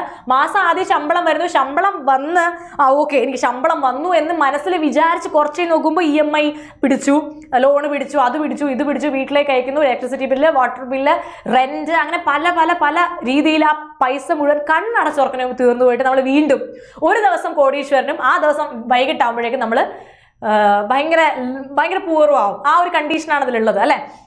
അപ്പോൾ മിക്കവാറും എല്ലാ ആൾക്കാരും ഈ ക്രെഡിറ്റ് കാർഡ് തന്നെയാണ് മാക്സിമം യൂട്ടിലൈസ്. അതിൻ്റെ ബെനിഫിറ്റ്സും ഉണ്ടല്ലോ. എന്തോ ലൗഞ്ച് ആക്സസ് ഉണ്ട് ചില കാർഡുകൾക്ക് പെട്രോളിൽ ഇത്ര ശതമാനം ഇത് വരുന്നുണ്ട്. അങ്ങനെ യെസ്. പിന്നെ നമ്മൾ യൂസേജ് നന്നായിട്ട് ചെയ്യുന്നവരാണെങ്കിൽ ഇവൻച്വലി നമ്മൾക്ക് ലൈഫ് ലൈക്ക് ഭയങ്കര കൂടിയ ലിമിറ്റിലൊക്കെ ക്രെഡിറ്റ് കാർഡ് കിട്ടും. അങ്ങനെ വലിയ രീതിയിലേക്കുള്ള ബെനിഫിറ്റ്സ് ഉണ്ട്, ഓഫ് കോഴ്സ് ഉണ്ട്. പിന്നെ ഒരു ക്രെഡിറ്റ് കാർഡ് നമ്മൾ നന്നായി യൂസ് ചെയ്യുന്ന കണ്ടാൽ ബാക്കി എല്ലാ ബാങ്കിൽ നിന്ന് ആൾക്കാരും വിളിക്കും ക്രെഡിറ്റ് കാർഡ് വേണോ എന്ന് ചോദിച്ചിട്ട്. സോ നമ്മൾ അടുത്ത് നോക്കാൻ പോകുന്നത് how smart card use can boost your credit score. നമ്മുടെ ക്രെഡിറ്റ് സ്കോർ കൂട്ടാനായിട്ട് നമ്മൾ കറക്റ്റ് വൈസ്ലി നമ്മൾ കാർഡ് യൂസ് ചെയ്ത് അതിന് എങ്ങനെ നമ്മുടെ ക്രെഡിറ്റ് സ്കോർ കൂട്ടാൻ പറ്റും എന്നതാണ് ഈ ഒരു ഇതിൽ പറയുന്നത്. അതായത് മെയിൻലി ഇതിൻ്റെ കുറച്ച് കീ പോയിന്റ്സ് ഞാൻ പറഞ്ഞുതരാം. ഈ ഒരു രാധിക എന്നൊരാളാണ് ഇത് എഴുതിയിരിക്കുന്നത്. പക്ഷെ അത്യാവശ്യം നല്ല ഒരു കോൺസെപ്റ്റാണ്. നമ്മളെ ബാങ്കിങ് ആസ്പിറൻസിനൊക്കെ ഈ കോൺസെപ്റ്റ് കുറച്ചും കൂടി ഇഷ്ടപ്പെടും. ബിക്കോസ് നമുക്ക് എക്സാമിന് വരുന്നത് ഇമാതിരി ചോദ്യങ്ങളാണ്. Inflation, credit score, CIBIL score, ഇങ്ങനത്തെ ഐറ്റംസ് നമുക്ക് കുറച്ച് പ്രതീക്ഷിക്കാം. കാരണം ഇതൊക്കെ ഒരു കീവേഡ് പോലെ അവർ കാണുന്ന ഐറ്റംസ് ആണ്. സോ ഇവിടെ നോക്കുകയാണെങ്കിൽ ഇതിൽ ആക്ച്വലി സ്ട്രാറ്റജീസ് പറയുന്നുണ്ട്, കീ പോയിന്റ്സ് പറയുന്നുണ്ട്, ഇമ്പോർട്ടൻസ് പറയുന്നുണ്ട്. എന്തിൻ്റെ? കറക്റ്റായിട്ട് നമ്മൾ ഈ കാർഡ് യൂസ് ചെയ്താൽ കിട്ടുന്ന ക്രെഡിറ്റ് സ്കോറിൻ്റെയും കുറിച്ചും കാർഡിൻ്റെ വൈസ് യൂസിനെ കുറിച്ചും പറയുന്നുണ്ട്. അതായത് നമ്മുടെ ക്രെഡിറ്റ് സ്കോർ ഇംപ്രൂവ് ചെയ്യാം. നമുക്ക് എങ്ങനെ ഈ കാർഡിനെ യൂസ് ചെയ്യാം? ടൈംലി പേയ്മെൻറ്റ് ചെയ്യുക. അതായത് നിങ്ങൾ മുടക്കാൻ ഉപയോഗിക്കുന്ന അല്ലെങ്കിൽ മുടക്കാൻ കാണിക്കുന്ന ശുഷ്കാന്തി അടയ്ക്കാനും കാണിക്കുക. അതായത് നിങ്ങൾ എന്തെങ്കിലും സാധനം വാങ്ങിക്കുമ്പോൾ എൻ്റെ ക്രെഡിറ്റ് കാർഡ് ഉണ്ട് ഞാൻ വാങ്ങിക്കാമെന്ന് ക്രെഡിറ്റ് കാർഡ് നീട്ടുന്ന സമയത്ത് ആ പൈസ നിങ്ങൾ പിന്നെ അടയ്ക്കണം. അത് കറക്റ്റ് ടൈംലി അടയ്ക്കണം എന്നുള്ളത് നിങ്ങൾ ഇമ്പോർട്ടൻസ് കൊടുക്കണം അല്ലേ. പിന്നെ ക്രെഡിറ്റ് യൂട്ടിലൈസേഷൻ നമുക്ക് നമ്മളെ തന്നെ എനിക്ക് തോന്നുന്നു ഒരു പരിധി വരെ ഓക്കെ ഇതെല്ലാം അടുത്ത മാസം അടയ്ക്കാനുള്ളതാണല്ലോ എന്നുള്ളൊരു പേടി ചിലർക്കത് വരും ചിലർക്കത് വരില്ല. അങ്ങനെ ഉണ്ടെങ്കിൽ നമ്മൾ കുറച്ചൊന്ന് കുറയ്ക്കും. ആക്ച്വലി ഇപ്പം ഞാൻ പേഴ്സണലി ഒരുപാട് ഉപയോഗിച്ച് കഴിയുമ്പോൾ ഞാൻ ഇനി അടയ്ക്കേണ്ട അടുത്ത മാസം അപ്പം ഒരുപാട് യൂസ് ചെയ്യേണ്ട. അപ്പം ഞാൻ എന്നെ തന്നെ എൻ്റെ ഫിനാൻഷ്യലി ബാലൻസ് ചെയ്യാൻ റെസ്ട്രിക്റ്റ് ചെയ്യാനായിട്ട് ഹെൽപ്പ് ചെയ്യുന്നു. പ്ലാനിങ്ങിന് ഒരുപാട് സത്യം പറഞ്ഞാൽ നമ്മുടെ ഫിനാൻഷ്യൽ പ്ലാനിങ് നമ്മുടെ പേഴ്സണൽ ഫിനാൻഷ്യൽ ബഡ്ജറ്റിങ്ങിനെ ഒരുപാട് ഹെൽപ്പ് ചെയ്യുന്നു. ഇനി എന്താ പറയുക, പിന്നെ ഈ ക്രെഡിറ്റ് കാർഡ് വെച്ചിട്ട് നമുക്കൊരു കാര്യം ചെയ്യുന്നത് നമ്മുടെ ഓൾഡർ അക്കൗണ്ട് ബിൽഡ് ചെയ്യാൻ നമ്മുടെ അക്കൗണ്ട്സ് ബിൽഡ് ചെയ്യാനൊക്കെ നമുക്ക് ഹെൽപ്പ് ചെയ്യും. ഇനി ഒരുപാട് ക്രെഡിറ്റ് ടൈപ്പുകളുണ്ട്. അത് നമുക്ക് നോക്കാം. നമുക്ക് ഒരുപാട് ക്രെഡിറ്റ് ടൈപ്പുകളെ കുറിച്ച് പഠിക്കാൻ പറ്റും. നമുക്ക് ക്രെഡിറ്റ് റിപ്പോർട്ട്സും ലൈക്ക് എപ്പോഴും ചെക്ക് ചെയ്യുക. നിങ്ങളുടെ ക്രെഡിറ്റ് കാർഡ് നിങ്ങൾ ഉപയോഗിക്കുമ്പോൾ നിങ്ങളുടെ ക്രെഡിറ്റ് റിപ്പോർട്ട്സ് നിങ്ങൾ ചെക്ക് ചെയ്തുകൊണ്ട് ഇരിക്കുക. മാത്രമല്ല ആക്ച്വലി കൺസ്യൂമറിൻ്റെ എൻഹാൻസ്മെൻറ്റ് നമുക്കിതിലുണ്ടാവുന്നു എന്നാണ് പറയുന്നത്. അതായത് ഒരു കൺസ്യൂമറിൻ്റെ ക്രെഡിറ്റ് വേർത്തിനെസ് കൂടുന്നു. ഒരു കൺസ്യൂമറിന്റെ ക്രെഡിറ്റ് വേർത്തിനെസ് കൂട്ടാൻ പോലും എന്ത് ചെയ്യാറുണ്ട്, ഈ ഒരു wise use of credit card help ചെയ്യാറുണ്ട്. അതായത് നമുക്ക് ലോണിൻ്റെ ടേംസിലായാലും ഫിനാൻഷ്യൽ ഓപ്പർച്യൂണിറ്റീസിൻ്റെ ടേംസിലായാലും കുറച്ചും കൂടെ ബെറ്റർ ആയിട്ട് തിങ്ക് ചെയ്യാനും കറക്റ്റായിട്ട് യൂട്ടിലൈസ് ചെയ്യാനും ഹെൽപ്പ് ചെയ്യുന്നു. അതായത് പ്രോപ്പറായിട്ട് ഇപ്പോൾ നിങ്ങൾ പ്ലാൻ ചെയ്യണം, നിങ്ങളുടെ ഫൈനാൻസ് നിങ്ങൾ പ്ലാൻ ചെയ്യുക. അതായത് ഫോർ എക്സാമ്പിൾ നിങ്ങൾ മന്ത്ലി നിങ്ങളുടെ കാശ് വരുന്ന സമയത്ത് നിങ്ങൾ നിങ്ങളുടെ ഫിക്സഡ് ആയിട്ടുള്ള കുറച്ച് ചിലവുകൾ നിങ്ങൾക്ക് എല്ലാ മാസവും ഉണ്ടാവും. അതിപ്പോൾ നിങ്ങളുടെ ഗ്രോസറി ആവാം, നിങ്ങളുടെ റെൻ്റ് ആവാം, അതൊക്കെ നിങ്ങളുടെ ഫിക്സഡ് ആയിട്ടുള്ള ഡെബിറ്റാണ്. നിങ്ങൾ ഡെബിറ്റ് ചെയ്യുന്ന ഫിക്സഡ് ആയിട്ടുള്ള കാര്യങ്ങളായിരിക്കും അതിലുണ്ടാവാം. സോ അത് നിങ്ങൾ എന്ത് ചെയ്യുക, നിങ്ങൾ അതെല്ലാം അവരുടെ എഴുതി വെക്കാം. അത് കഴിഞ്ഞിട്ട് നിങ്ങൾക്ക് അൺവാണ്ടഡ് ആയിട്ട് കുറച്ച് എക്സ്പെൻസസ് ഉണ്ടാവും. അത് ചിലപ്പോൾ നിങ്ങൾ ജങ്ക് ഫുഡ് അടിക്കുന്ന ആരും ചിലപ്പോൾ ട്രിപ്പ് പോകുന്നില്ല, അത് അൺവാണ്ടഡ് അല്ല കേട്ടോ. അതൊക്കെ നിങ്ങളുടെ പേഴ്സണൽ എക്സ്പെൻസ് ഉണ്ടാവാം. പിന്നെ നിങ്ങൾക്ക് അനാവശ്യമായിട്ടുള്ള കുട്ടി കാര്യങ്ങൾ, മൂവി, എൻ്റർടൈൻമെൻറ്റ്, അതെല്ലാം അത് നമ്മൾ അനാവശ്യം എന്ന് പറഞ്ഞാൽ നമുക്ക് ആവശ്യമായ കാര്യമാണ്, എന്നാൽ പോലും എക്സ്ട്രാ ആണ് അതൊക്കെ. അപ്പോൾ എക്സ്ട്രാ ചിലവുകളുണ്ടാവും. അപ്പം നിങ്ങൾ മൂന്നായിട്ട് തിരിച്ച് കറക്റ്റായിട്ട് പ്ലാൻ ചെയ്യുക. ക്രെഡിറ്റ് കാർഡിൽ ഞാൻ ഇത്രയും ഉപയോഗിക്കുകയുള്ളൂ, അതിൻ്റെ ലിമിറ്റാണെന്ന് ഉറപ്പിച്ച് അത് മാത്രം ഉപയോഗിക്കുക. ഇങ്ങനെയുള്ള കാര്യങ്ങൾ ചെയ്തു കഴിഞ്ഞാൽ നമുക്ക് ഓട്ടോമാറ്റിക്കലി എന്ത് ചെയ്യാൻ പറ്റും, പൈസ ആരുടെ കയ്യിൽ നിന്ന് കടം വാങ്ങിച്ച് അവർക്ക് കൊടുക്കേണ്ട ഒരു പ്രശ്നം ഉണ്ടാവില്ല. രണ്ടാമത്തെ കാര്യം, നമുക്ക് നമ്മുടെ തന്നെ ക്രെഡിറ്റ് സ്കോർ കൂട്ടാം. അതായത് പിന്നെ ഒരു കാലത്ത് നിങ്ങൾക്ക് ഒരു പെട്ടെന്നൊരു വണ്ടി എടുക്കണം, അല്ലെങ്കിൽ നിങ്ങൾക്ക് ഒരു വീട് വെക്കണം, ഒരു ലോണിന് പോകുമ്പോൾ അവർ നിങ്ങളുടെ സിബിൽ സ്കോർ ഉറപ്പായിട്ടും ചെക്ക് ചെയ്യും. ഇപ്പോൾ ബാങ്കിങ് ആസ്പിറൻസ് ആണെങ്കിൽ നിങ്ങൾ സിബിൽ സ്കോർ നോക്കേണ്ട കാര്യം വളരെ ഇമ്പോർട്ടൻ്റ് ആണ്. അതിനകത്ത് നിങ്ങൾ ഓടിപ്പോയി ലോൺ എടുക്കണം എന്നല്ല ഞാൻ പറയുന്നത്. സോ ലോൺ എടുക്കുക അല്ലെങ്കിൽ ക്രെഡിറ്റ് കാർഡും ക്രെഡിറ്റ് സ്കോറൊക്കെ മെയിൻറ്റെയിൻ ചെയ്യുന്നത് ഒരു ആക്ച്വലി ഒരു നമ്മളൊരു സിറ്റിസനെ വെച്ച് നോക്കുമ്പോൾ that is A very good thing. നിങ്ങൾ കുറച്ച് ഫിനാൻഷ്യലി ഇൻഡിപെൻഡൻ്റ് ആവുന്ന സമയത്ത് നിങ്ങൾ ചെയ്യേണ്ട കുറച്ച് കാര്യങ്ങളാണ്. സോ വളരെ ഡീറ്റെയിൽഡ് ആയിട്ട് ഇതിൽ പറയുന്നുണ്ട്. Many users believe that owning a credit card is enough to build a credit score. അപ്പം അവസാനം അവർ പറയുന്നുണ്ട്, പലരും വിചാരിക്കുന്നുണ്ട് ഒരു ക്രെഡിറ്റ് കാർഡ് ഉണ്ടെങ്കിൽ ക്രെഡിറ്റ് സ്കോർ ഭയങ്കരമായിട്ട് ബിൽഡ് ചെയ്യാമെന്ന്. പക്ഷേ however it is equally important to keep the card active, make regular use and one time payments. അതായത് മിസ് പറഞ്ഞു ക്രെഡിറ്റ് കാർഡ് ഉണ്ടെങ്കിൽ ക്രെഡിറ്റ് സ്കോർ കൂട്ടാം, എനിക്കിപ്പോൾ സിബിൽ സ്കോർ കുറവാണ്, ക്രെഡിറ്റ് സ്കോർ കുറവാണ്, ഞാൻ പോയി ഒരു ക്രെഡിറ്റ് കാർഡ് എടുക്കാം. ക്രെഡിറ്റ് കാർഡ് എടുത്തിട്ട് ഉപയോഗിക്കാതെ അവിടെ തന്നെ പേഴ്സിൽ വെച്ചിട്ടുണ്ട്. ചാർജസ് ഉണ്ട് അതിന്, ഉപയോഗിച്ചില്ലെങ്കിൽ അതിൻ്റെ ചാർജസ് വരും. അപ്പോൾ ഉപയോഗിക്കാതെ വെച്ച് കഴിഞ്ഞാൽ നിങ്ങളുടെ ക്രെഡിറ്റ് സ്കോർ കൂടില്ല. നിങ്ങളത് ആക്റ്റീവ്ലി എങ്ങനെ ഉപയോഗിക്കുന്നു, റെഗുലറായിട്ട് എങ്ങനെ അതിൻ്റെ പേയ്മെൻറ്റ്സ് നടത്തുന്നു, അതിൻ്റെ ബില്ല് ജനറേറ്റ് ചെയ്ത് എത്ര ദിവസം നിങ്ങൾ ആ ബില്ല് ജനറേറ്റ് ചെയ്തത് അടയ്ക്കുന്നു, ഇതെല്ലാം അവർ നോക്കും. അതനുസരിച്ചേ നിങ്ങൾക്ക് കാർഡിൻ്റെ ലിമിറ്റ് കൂടത്തുള്ളൂ, അതനുസരിച്ച് നിങ്ങളുടെ സിബിൽ സ്കോർ കൂടത്തുള്ളൂ. Okay, so that is how it works. Use card wisely and it is going to give you you can save more money if you use the card wisely. Okay, so ഈ ഒരു topic actually ഞാൻ reading comprehension അല്ല, മറിച്ച് ഞാനിതൊരു പാരാജമ്പിളായിട്ട് എടുക്കാമെന്ന് വിചാരിച്ചു. ഞാനൊരു പാരാജമ്പിൾ ഇപ്പോൾ ഏകദേശം നിങ്ങൾക്ക് മനസ്സിലായല്ലോ ഇതിൽ എന്തൊക്കെ പറയുന്നുണ്ട്. സ്ട്രാറ്റജീസ് പറയുന്നുണ്ട്, ഇമ്പോർട്ടൻസ് പറയുന്നുണ്ട്, കീ പോയിന്റ്സ് പറയുന്നുണ്ട്, ഇമ്പോർട്ടൻസ് പറയുന്നുണ്ട്. മാത്രമല്ല എങ്ങനെയാണ് നമുക്ക് റെസ്പോൺസിബിലിറ്റി തുടങ്ങാമെന്നുള്ള ഒരു പരിധിക്ക് മുന്നേ സ്റ്റാർട്ട് ഏർലി എന്നൊരു സെക്ഷൻ ഉണ്ട് ഇതിൽ. ഒരല്പം നേരത്തെ തുടങ്ങിയാൽ അത്രയും നല്ലത്. അപ്പോൾ ഇതാണ് ക്വസ്റ്റ്യൻ. നിങ്ങൾക്ക് CADB എന്നുള്ള ഒരു ജമ്പിൾഡ് ഓർഡറിൽ കുറച്ച് സെന്റൻസ് തന്നിട്ടുണ്ട്. അതിനെ കറക്റ്റ് ഓർഡർ ആക്കുക. പെട്ടെന്ന് വായിച്ച് ഓർഡർ ആക്കിയേ, നോക്കട്ടെ, പെട്ടെന്നൊന്ന് ഓർഡർ ആക്കിയേ. ഉറപ്പായിട്ട് ഓർഡർ ആക്കാൻ പറ്റും, വളരെ എളുപ്പമുള്ളൊരു ഏരിയ ആണ്. നോക്കിയേ എങ്ങനെ ഇതിനെ ആക്കാം. Like understanding how credit score work can help consumers make informed financial decision. One effective way to improve your credit score is by managing credit card usage wisely. Regularly monitoring your credit report can also identify areas of improvement. Additionally, making timely payments and keeping credit utilization low are key strategies. ഇതിനെ നമുക്ക് എങ്ങനെ ഈ ഒരു concept അത് നിങ്ങൾ ഈ completely വായിച്ചിട്ടുണ്ടാവുന്നതാണ് എൻ്റെ പ്രതീക്ഷ. കാരണം ഞാൻ ഓൾറെഡി ചാനലിൽ നിങ്ങൾക്ക് ഷെയർ ചെയ്ത് തന്നിട്ടുണ്ട്. സോ ഷെയർ ചെയ്ത് തന്ന സാധനം നിങ്ങൾ ഓൾറെഡി വായിച്ചിട്ടായിരിക്കുമല്ലോ ഇരിക്കുക. ആ വിശ്വാസത്തിലാണ് ഞാൻ പറഞ്ഞത്. പിന്നെ ഓൾറെഡി ഞാൻ ഏകദേശം ഒന്ന് സമ്മറൈസ് ചെയ്ത് തന്നിട്ടുണ്ട്. അതിൻ്റെ അടിസ്ഥാനത്തിൽ നിങ്ങൾക്ക് ഈ പോയിന്റ്സിനെ ഒന്ന് കറക്റ്റ് ഓർഡറിലാക്കാൻ പറ്റുന്നുണ്ടോ എന്ന് നോക്കിയേ. കാരണം ഡയറക്റ്റ് ആയിട്ട് ഇതിനകത്തുള്ള വേർഡിങ്സ് തരാത്തത് ഈ വേർഡിങ്സ് കംപ്ലീറ്റ്ലി നിങ്ങൾ വായിച്ചിട്ട് എടുത്തിട്ടുണ്ടാവില്ല എന്ന് വിചാരിച്ചാൽ. ഓക്കെ, ആരതി അജയ് കുമാർ ആൻസർ ചെയ്തു. Very good Aarti, you got it right. The answer is D, ABDC. ആദ്യം A, 1 effective way to improve your credit score is managing credit card wisely. അതാണ് നമ്മുടെ ഹെഡിങ് പോലും. ക്രെഡിറ്റ് കാർഡ് നന്നായി ഉപയോഗിക്കാൻ പഠിച്ചു കഴിഞ്ഞാൽ നമ്മുടെ ക്രെഡിറ്റ് സ്കോർ കൂട്ടാം. Then additionally making timely payments, keeping credit utilization low are key strategies. എന്താണ് ടൈംലി പേയ്മെന്റ്സ് നടത്തുക, യൂട്ടിലൈസ് ചെയ്യുക, പക്ഷെ ഒരു ലോ ലെവലിൽ യൂട്ടിലൈസ് ചെയ്ത് ഒരുപാട് യൂട്ടിലൈസ് ചെയ്ത് കിട്ടിയ ഉടനെ ക്രെഡിറ്റ് കാർഡ് മൊത്തം അങ്ങ് ചിലവാക്കുക അല്ലെങ്കിൽ മൊത്തം കാശ് കൊടുക്കുക എന്നതല്ല. Then what you should do is you should have key strategies അല്ലേ, അതാണ് പറയുന്നത്. Then understanding how credit scores work can help make informed financial decisions. ഇത് ഏറ്റവും അവസാനത്തെയാണ്. 1 ഏതാണ്? ഏറ്റവും അവസാനത്തെ സെന്റൻസ് ആണ്. റെഗുലർലി നമ്മൾ എപ്പോഴും എന്ത് ചെയ്യണം? നമ്മുടെ ക്രെഡിറ്റ് സ്കോർ ചെക്ക് ചെയ്യുക, നമ്മുടെ ക്രെഡിറ്റ് യൂട്ടിലൈസേഷൻസ് ഒക്കെ ചെക്ക് ചെയ്യുക. Okay, so the answer is ABDC. നമുക്ക് ഇനി കുറച്ചും കൂടി പാരാജമ്പിൾ ക്വസ്റ്റ്യൻസ് ആഡ് ചെയ്യാം. കാരണം കഴിഞ്ഞ ദിവസം ഒരു കുട്ടി സജസ്റ്റ് ചെയ്തിട്ടുണ്ട് മിസ്സേ കുറച്ച് പാരാജമ്പിൾ ക്വസ്റ്റ്യൻസ് ആഡ് ചെയ്യോ എന്ന്. അപ്പം ഞാൻ ശ്രമിക്കുന്നുണ്ട്, പറ്റുന്ന അത്രയും പാരാജമ്പിൾ ക്വസ്റ്റ്യൻസ് കൂടെ ആഡ് ചെയ്യാനായിട്ട് ഞാൻ നോക്കാം.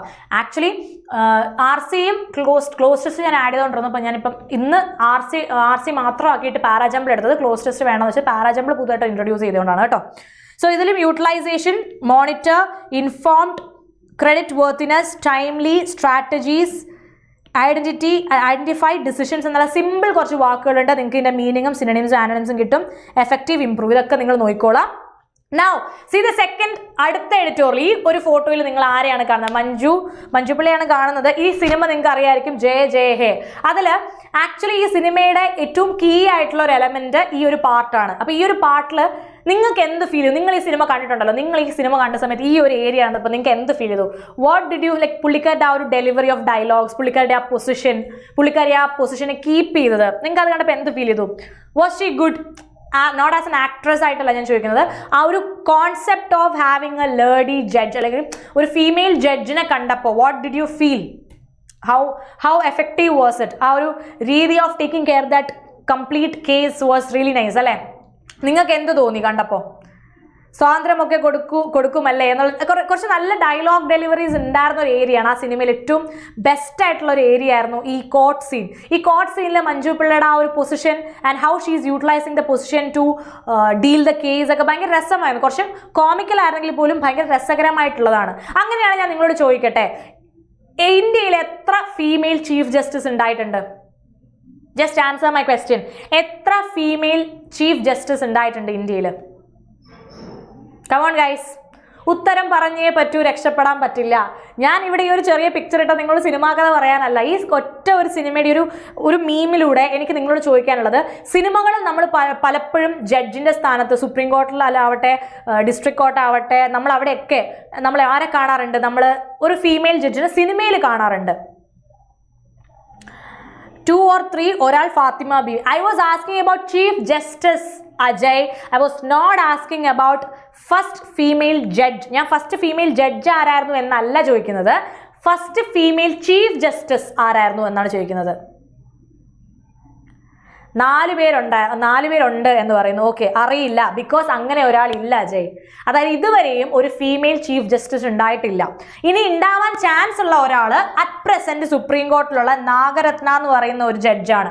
ഇപ്പോൾ സുപ്രീം കോർട്ടിലെ ജഡ്ജായിരിക്കുന്ന നാഗരത്നയാണ് ഒരു 2027 ഒക്കെ ആകുമ്പോൾ, 2027 ഒരു ഇൻ കേസ് ഇപ്പോഴത്തെ ഒരു കൺവെൻഷണൽ രീതിയിൽ തന്നെ പോവുകയാണ്, അതായത് സുപ്പീരിയോറിറ്റി ഒക്കെ അനുസരിച്ചാണ് ആ ഒരു കൺവെൻഷണൽ രീതി മാറിപ്പോയിട്ടില്ല എന്നുണ്ടെങ്കിൽ ഒരു 2027 ആകുമ്പോൾ നമുക്ക് ആദ്യത്തെ ഫീമെയിൽ ചീഫ് ജസ്റ്റിസ് കിട്ടും. നാഗരത്ന ആയിരിക്കും അത്. മിക്കവാറും ഒക്കെ ഒരു 36 ഡേയ്സേ പുള്ളിക്കാർക്ക് ഉണ്ടാവുള്ളൂ. കാരണം പുള്ളിക്കാരുടെ ഏജ് വെച്ചിട്ട് റിട്ടയർമെന്റ് പീരീഡ് അപ്പോഴേക്കും ആവും. സോ ഓൾമോസ്റ്റ് പുള്ളിക്കാരി ഇപ്പം പറയുകയാണെങ്കിൽ ഇപ്പോൾ ഒരു സെപ്റ്റംബറിൽ കയറുകയാണെങ്കിൽ ഒക്ടോബർ ആകുമ്പോൾ പുള്ളിക്കാരി ഇറങ്ങേണ്ടി വരും. സെപ്റ്റംബർ 24 ഇറങ്ങി ഒക്ടോബർ 29 പുള്ളിക്കാരുടെ ടൈം കഴിയും. അപ്പൊ ഈ നാഗരത്നയാണ് ഇനി ചാൻസ് ഉള്ള ഒരാൾ. ഇപ്പോഴും ആയിട്ടില്ല. Still now we don't have a female chief justice, but in case in future if we have one that will be Nagarathna according to the superiority she has. Okay, so ഇതിൽ നിന്ന് എന്ത് മനസ്സിലാക്കാം? സിനിമകളിൽ നമ്മളിപ്പോൾ ജഡ്ജസ് ഉണ്ട്, പക്ഷെ സിനിമകളിൽ കാണുന്ന പോലെ ഹയർ പൊസിഷനിലേക്ക് സ്ത്രീകൾക്ക് വരാൻ എന്തൊക്കെയോ പ്രശ്നങ്ങൾ ഉണ്ടാവാറുണ്ട്, തടസ്സങ്ങൾ ഉണ്ടാവാറുണ്ട്, അങ്ങനെ എന്തൊക്കെയോ ഇഷ്യൂസ് ഉണ്ട് അല്ലെ. സോ ഇതിനെക്കുറിച്ച് സംസാരിക്കുന്ന ഒരു കോളമാണ് the under representation of woman in judiciary. ഈ ഒരു കോളത്തിൽ ആക്ച്വലി ട്രെൻഡ്സ് കാണിക്കുന്നത്, അതൊരു സ്റ്റാറ്റിസ്റ്റിക്സ് എടുത്ത് കാണിക്കുന്നുണ്ട്. നമ്മുടെ എൻട്രിയെ ബാരിയർ ചെയ്യുന്ന എന്തൊക്കെ റീസൺസ് ആണെന്ന് പറയുന്നുണ്ട്, ജസ്റ്റിസിന് എന്തുമാത്രം ഇമ്പാക്റ്റ് ആണ്. അപ്പോൾ അതിൽ ഈ എഴുതിയിരിക്കുന്ന ഈ ഒരു കോളത്തിനകത്ത് അവർ എടുത്തു പറയുന്നുണ്ട്, പലപ്പോഴും സ്ത്രീകളെ ജുഡീഷ്യറിയിലേക്ക് അല്ലെങ്കിൽ ജുഡീഷ്യൽ പൊസിഷനിലേക്ക് കൊണ്ടുവരുമ്പോൾ അവർ പറയുന്ന റീസൺസ് എന്തൊക്കെയാണെന്ന് അറിയോ? Systematic bias, lack of mentorship, അല്ലെങ്കിൽ വർക്ക് ലൈഫ് ബാലൻസ് പറ്റുന്നില്ല, സ്റ്റീരിയോടൈപ്സ് അബൌട്ട് വുമൻ കേപ്പബിലിറ്റീസ്, അങ്ങനെ നൂറായിരം പ്രശ്നങ്ങൾക്കിടയിലൂടെയാണ് ഒരു സ്ത്രീക്ക് മുന്നിലേക്ക് വരാൻ പറ്റുന്നത് അല്ലെ. We are going through so many struggles too. അപ്പം സ്ത്രീ, ഞാനിത് പറയുമ്പോൾ ആണുങ്ങൾക്ക് സ്ട്രഗിൾസ് ഇല്ല, അല്ലെങ്കിൽ ആണുങ്ങൾ ഭയങ്കര ഹാപ്പി ആയിട്ട് ജീവിക്കുന്നു, ഭയങ്കര സൂപ്പർ ആണെന്ന് പറയില്ല.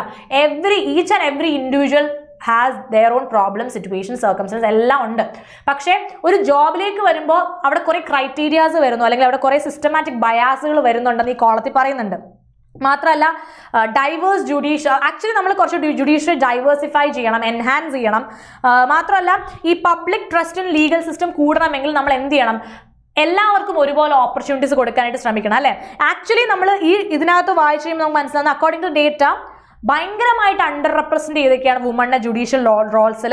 പ്രത്യേകിച്ച് higher level of judiciary, lower level of ജുഡീഷ്യറിൽ നമുക്ക് ഒരുപാട് സ്ത്രീകളെ കാണാൻ പറ്റും, പക്ഷെ ഹയർ ലെവൽ ഓഫ് ജുഡീഷ്യറിൽ നമുക്ക് അത്രയും കാണാനായിട്ട് പറ്റില്ല. ഓക്കെ, സോ അതുകൊണ്ട് തന്നെ ഒരു കോൾ ഫോർ ആക്ഷൻ പറഞ്ഞിട്ടുണ്ട്, robust effort to address this disparities, gender equality promote ചെയ്യണമെന്നും ജുഡീഷ്യറി തന്നെ ഇതിനെക്കുറിച്ചുള്ള ടോക്ക് ഉണ്ടാവണമെന്നും ഒരു നല്ല തീരുമാനത്തിൽ എത്തണം എന്നൊക്കെ ഇതിനകത്ത് പറയുന്നുണ്ട്. ഒരു ഫീമെയിൽ സെൻട്രിക് ഗെയ്സ് ആണ്, അല്ലെങ്കിൽ റെക്കഗ്നൈസ് ചെയ്യുക, പ്രയോറിറ്റൈസ് ചെയ്യുക വുമന്റെ നീഡ്സിനെ. Taking live experience and realities of woman in to account would ensure that women's needs are no longer invisibilise during policy making. Infrastructure amenities, gender sensitive recruitment, transfer policies, adequate training, support are crucial to ensure judiciary lives up to promise empowering woman. സ്ത്രീകളെ empower ചെയ്യിക്കുമെന്ന് judiciary വെറുതെ പറഞ്ഞാൽ പോരാ, മറിച്ച് എന്ത് ചെയ്യണം, ഇങ്ങനെയുള്ള കുറച്ച് കോൺസെപ്റ്റുകൾ കൊണ്ടുവരണം എന്നാണ് ഈ കോളത്തിൽ ഇവർ ഡിസ്ക്രൈബ് ചെയ്യുന്നത്. ഓക്കെ, അപ്പോൾ ഈ കോളവുമായിട്ട് ബന്ധപ്പെട്ട ക്വസ്റ്റ്യൻസ്, RC ക്വസ്റ്റ്യൻസ് നിങ്ങൾക്ക് കിട്ടും. ഇതിനകത്ത് മെയിൻ ഇഷ്യൂ എന്താണെന്ന് ചോദിക്കുന്നുണ്ട്, പിന്നെ ഫാക്ടേഴ്സ് കോൺട്രിബ്യൂട്ടിങ് എന്താണെന്ന് ചോദിക്കുന്നുണ്ട്, പാർട്ടിസിപ്പേഷൻ ഇൻക്രീസ് ചെയ്യുന്ന കാര്യം ചോദിക്കുന്നുണ്ട്, മെന്റർഷിപ്പ് എന്തുമാത്രം പ്ലേ ചെയ്യുന്നുണ്ട് റോള്, പൊട്ടൻഷ്യൽ സൊല്യൂഷൻ, എന്ത് സൊല്യൂഷനാണുള്ളത് നമുക്കിത് ഇംപ്രൂവ് ചെയ്യാൻ, പിന്നെ അണ്ടർ റെപ്രസെന്റേഷൻ ഇംപ്ലിക്കേഷൻസ് എന്താണെന്ന് ചോദിക്കുന്നുണ്ട്, വർക്ക് ലൈഫ് ബാലൻസ് എന്ന് പറയുന്നത് ഉദ്ദേശിക്കുന്നത് എന്താണെന്ന് പറയുന്നുണ്ട്, ടോൺ ഓഫ് ദി ആർട്ടിക്കിൾ, എന്താണ് ഈ ആർട്ടിക്കിളിന്റെ ടോൺ എന്ന് ചോദിച്ചു കഴിഞ്ഞാൽ critical of existing barriers, optimistic about current, ഒരിക്കലും കറണ്ട് ടെൻഡിൽ ഒപ്റ്റിമിസ്റ്റിക് അല്ല, ന്യൂട്രൽ ആൻഡ് ഇൻഫോർമേറ്റീവ് ആണോ? അല്ല. Then what is it? Dismissive of the issue, actually critical of the existing barriers. ഇതാണ് ഇതിന്റെ ആൻസർ. കാരണം ഇപ്പോഴുള്ള ഒരുപാട് ബാരിയേഴ്സ് അത് നമ്മളെ മുന്നിലേക്ക് ജുഡീഷ്യൽ ഒരു ഹയർ ലെവലിലേക്ക് പോകാൻ സ്ത്രീകളെ തടസ്സപ്പെടുത്തുന്നു എന്നുള്ള കാര്യമാണ് ഇതിന്റെ കോണ്ടെക്സ്റ്റ് പറയുന്നത്. ടോണുകൾ 10-22 ടോണുകളുണ്ട്, അതെല്ലാം ക്ലാസ്സിൽ ഞാൻ പഠിപ്പിച്ചിട്ടുണ്ട്. നിങ്ങൾക്ക് അറിയില്ലെങ്കിൽ ഒന്നും കൂടെ പോയിട്ട് എന്ത് ചെയ്യുക, ഉറപ്പായിട്ടും നിങ്ങൾ ഒന്നുകൂടി റിവൈസ് ചെയ്യുക. ടോണുകൾ വളരെ ഇമ്പോർട്ടൻ്റ് ആണ്. ഇനി സ്റ്റാറ്റിസ്റ്റിക്സും എവിഡൻസും എന്താണ് ഈ ആർട്ടിക്കിളിൽ ഉള്ളത് എന്നുള്ള ക്വസ്റ്റ്യൻ ഉണ്ട്. Like article likely make regarding the issue of women in judiciary. Okay, so then under representation, barrier, systematic, mentorship, equitable, diverse, perspective, implicate, ഇങ്ങനെയുള്ള കുറച്ച് കാര്യങ്ങളും കൂടി ഇവിടെ ഉണ്ട്. നാവിഗേറ്റ്, ഇനിഷ്യേറ്റീവ് എന്നുള്ള വാക്കുകളുണ്ട് ഇവിടെ. സോ അതത്രയും നിങ്ങളൊന്ന് നോക്കിക്കോളാം. ഞാൻ വളരെ വേഗത്തിൽ പോകുന്നത് according to my time here it's up. Actually my time is up. എന്നുവെച്ചാൽ സമയം കഴിഞ്ഞു. എൻ്റെ 7 മണിയാകുമ്പോൾ വൈൻഡ് അപ്പ് ചെയ്ത് സ്റ്റുഡിയോയിൽ നിന്ന് ഇറങ്ങണം. അപ്പോൾ അതിന് മുന്നേ എനിക്ക് പറ്റുന്ന അത്രയും ക്വസ്റ്റ്യൻസ് നിങ്ങൾക്ക് പറഞ്ഞുതരാം. ഈ കോളത്തിനെ കുറിച്ച് ഒന്ന് ഡിസ്ക്രൈബ് ചെയ്യാം. ക്വസ്റ്റ്യൻസ് നിങ്ങൾക്ക് അവൈലബിൾ ആയിരിക്കും. നിങ്ങൾക്ക് എവിടെ അവൈലബിൾ ആയിരിക്കും? നിങ്ങൾക്ക് ഇംഗ്ലീഷ് ഓൾറൗണ്ടർ വിത്ത് രേവതി എന്നുള്ള എൻ്റെ ടെലഗ്രാം ചാനൽ ഇതാ ഇപ്പോൾ ക്ലാസ് കഴിഞ്ഞ ഉടനെ തന്നെ ഞാൻ നിങ്ങൾക്ക് അപ്ലോഡ് ചെയ്ത് തരുന്നതായിരിക്കും. സോ ഉറപ്പായിട്ട് അതിനകത്ത് പോയി നോക്കാം. A picture of growing economic divide in India, അതായത് നമ്മുടെ ഇൻഇക്വാളിറ്റിയെ കുറിച്ചും നമ്മുടെ ഡിവിഷൻ ഉണ്ടാകുന്നതിനെ കുറിച്ചും, അത് globalisation, technological advancement, capital over labour, wage stagnisation എന്നുള്ള കാര്യങ്ങളൊക്കെ എന്ത് ചെയ്യുന്നുണ്ട്, ഭയങ്കരമായിട്ട് പ്രശ്നമാക്കുന്നുണ്ട്. സോ ഇതിനെക്കുറിച്ച് ഡീറ്റെയിൽ ആയിട്ടുണ്ട്. ഇതെല്ലാം നിങ്ങൾ നോക്കിക്കോളുക. I'm really sorry guys, കാരണം ഇത്രയും നല്ല കുറച്ച് എഡിറ്റോറിയൽസ് ഡിസ്കസ് ചെയ്യാനുള്ള ടൈം. ഓക്കെ, സോ ഇത്രയും ഡീറ്റെയിൽഡ് ആയിട്ടുള്ള കാര്യങ്ങൾ ആക്ച്വലി എന്ത് പറ്റി എനിക്ക് പറഞ്ഞു പോകണമെന്ന് ആഗ്രഹമുണ്ട്, പക്ഷെ എന്താണ് സമയം നമുക്ക് തീർന്നു. അതുകൊണ്ട് നിങ്ങൾ എല്ലാവരും വിഷമിക്കേണ്ട, ഇതെല്ലാം നിങ്ങൾക്ക് ടെലഗ്രാം ചാനൽ കിട്ടും. സോ ഇതിൻ്റെ താഴെ ഒരു ലിങ്ക് ഉണ്ട്, നിങ്ങൾ എല്ലാവരും ആ ലിങ്ക് ചെക്ക് ചെയ്യണം. ഡെയിലി എഡിറ്റോറിയൽ അനാലിസിസ് ചെയ്യാമോ? ആഗ്രഹമുണ്ട് സൗപർണിക ഡെയിലി എഡിറ്റോറിയൽ അനാലിസിസ് ചെയ്യണമെന്ന്. അത് കുറച്ചും കൂടി ഞാൻ ട്രൈ ചെയ്യാം. ഇതുപോലെ നിങ്ങൾ ചോദിച്ച ആൻസേഴ്സ് പ്രകാരമാണ് ഞാനിപ്പോൾ ആഴ്ചയിൽ 1 ദിവസം എന്നുള്ളത് ആഴ്ചയിൽ 2 ദിവസം ആക്കിയത്. കഴിവതും ഞാൻ ആഴ്ചയിൽ അത് എല്ലാ ദിവസവും ചെയ്യുന്ന രീതിയിലേക്ക് എത്തിക്കാൻ ശ്രമിക്കാം. എൻ്റെ മാക്സിമം എഫേർട്ട് ഞാൻ ഇടാം. ഇപ്പോൾ തന്നെ എനിക്ക് നല്ല വിഷമമുണ്ട് ഇതിപ്പം പകുതിക്ക് വെച്ച് നിർത്തിയിട്ട് പോകുന്നത്, കുറച്ച് ടൈം കിട്ടാത്തതിൽ. ബട്ട് ഓഫ് കോഴ്സ് നിങ്ങൾക്ക് ഇത് ചെയ്യാൻ പറ്റും. ക്വസ്റ്റ്യൻസും വൊക്കാബ്സും ഇതിനകത്ത് ഇൻക്ലൂഡ് ആണ്. PDF നിങ്ങൾക്ക് എവിടെ കിട്ടും? ഉറപ്പായിട്ടും ടെലഗ്രാം ചാനൽ കിട്ടും. ആൻസേഴ്സ് അതിനകത്ത് തന്നെ അപ്ലോഡ് ചെയ്ത് തരുന്നതായിരിക്കും. സോ ഡെഫിനറ്റ് ആയിട്ട് നിങ്ങൾ എല്ലാവരും ചെയ്ത് നോക്കുക. ഉറപ്പായിട്ട് അതിലൂടെ ഗോ ത്രൂ ചെയ്യുക. ഓക്കെ, ഈ നടന്നുകൊണ്ടിരിക്കുന്ന നമ്മുടെ സെഷൻ്റെ താഴെ ഒരു ലിങ്ക് ഉണ്ട്. ആ ലിങ്ക് ഉറപ്പായിട്ട് നിങ്ങൾ ചെക്കൗട്ട് ചെയ്യണം. അതിലുള്ളത് എന്താണെന്ന് വെച്ചാൽ നിങ്ങൾ വായിച്ച് ചെയ്യാം. Okay, so that's for today. Thank you so much guys. Keep supporting, keep learning. നന്നായിട്ട് പഠിക്കുക. സെഷൻ ഉറപ്പായിട്ടും എല്ലാ ദിവസവും അറ്റൻഡ് ചെയ്യുക. ഓക്കെ, PDF കിട്ടുമല്ലോ, സെഷൻ അറ്റൻഡ് ചെയ്യണമല്ലോ എന്ന് വിചാരിക്കരുത്. നിങ്ങൾക്ക് വേണ്ടി ഇടുന്ന എഫേർട്ടാണ് ഞാനിത്. അപ്പം എൻ്റെ എഫേർട്ടിനെ നിങ്ങൾ നോക്കുക, നിങ്ങളുടെ എഫേർട്ടിനെ ഞാനും നോക്കും. കാരണം ഈ രണ്ടുപേരുടെ എഫേർട്ട് ഒരുപോലെ ഉണ്ടെങ്കിൽ ഇത്തവണ നമുക്ക് ബാങ്ക് എക്സാംസ് ക്രാക്ക് ചെയ്യാൻ പറ്റൂ. So thank you so much guys. Consistent ആയിട്ട് പഠിക്കുക, ഫിസിക്കലി മെന്റലി ഹെൽത്തി ആയിട്ടിരിക്കുക, ആൻഡ് ഉറപ്പായിട്ടും ജോലി മേടിക്കുക. Thank you guys. See you soon. Okay, thank you guys. Thank you so much.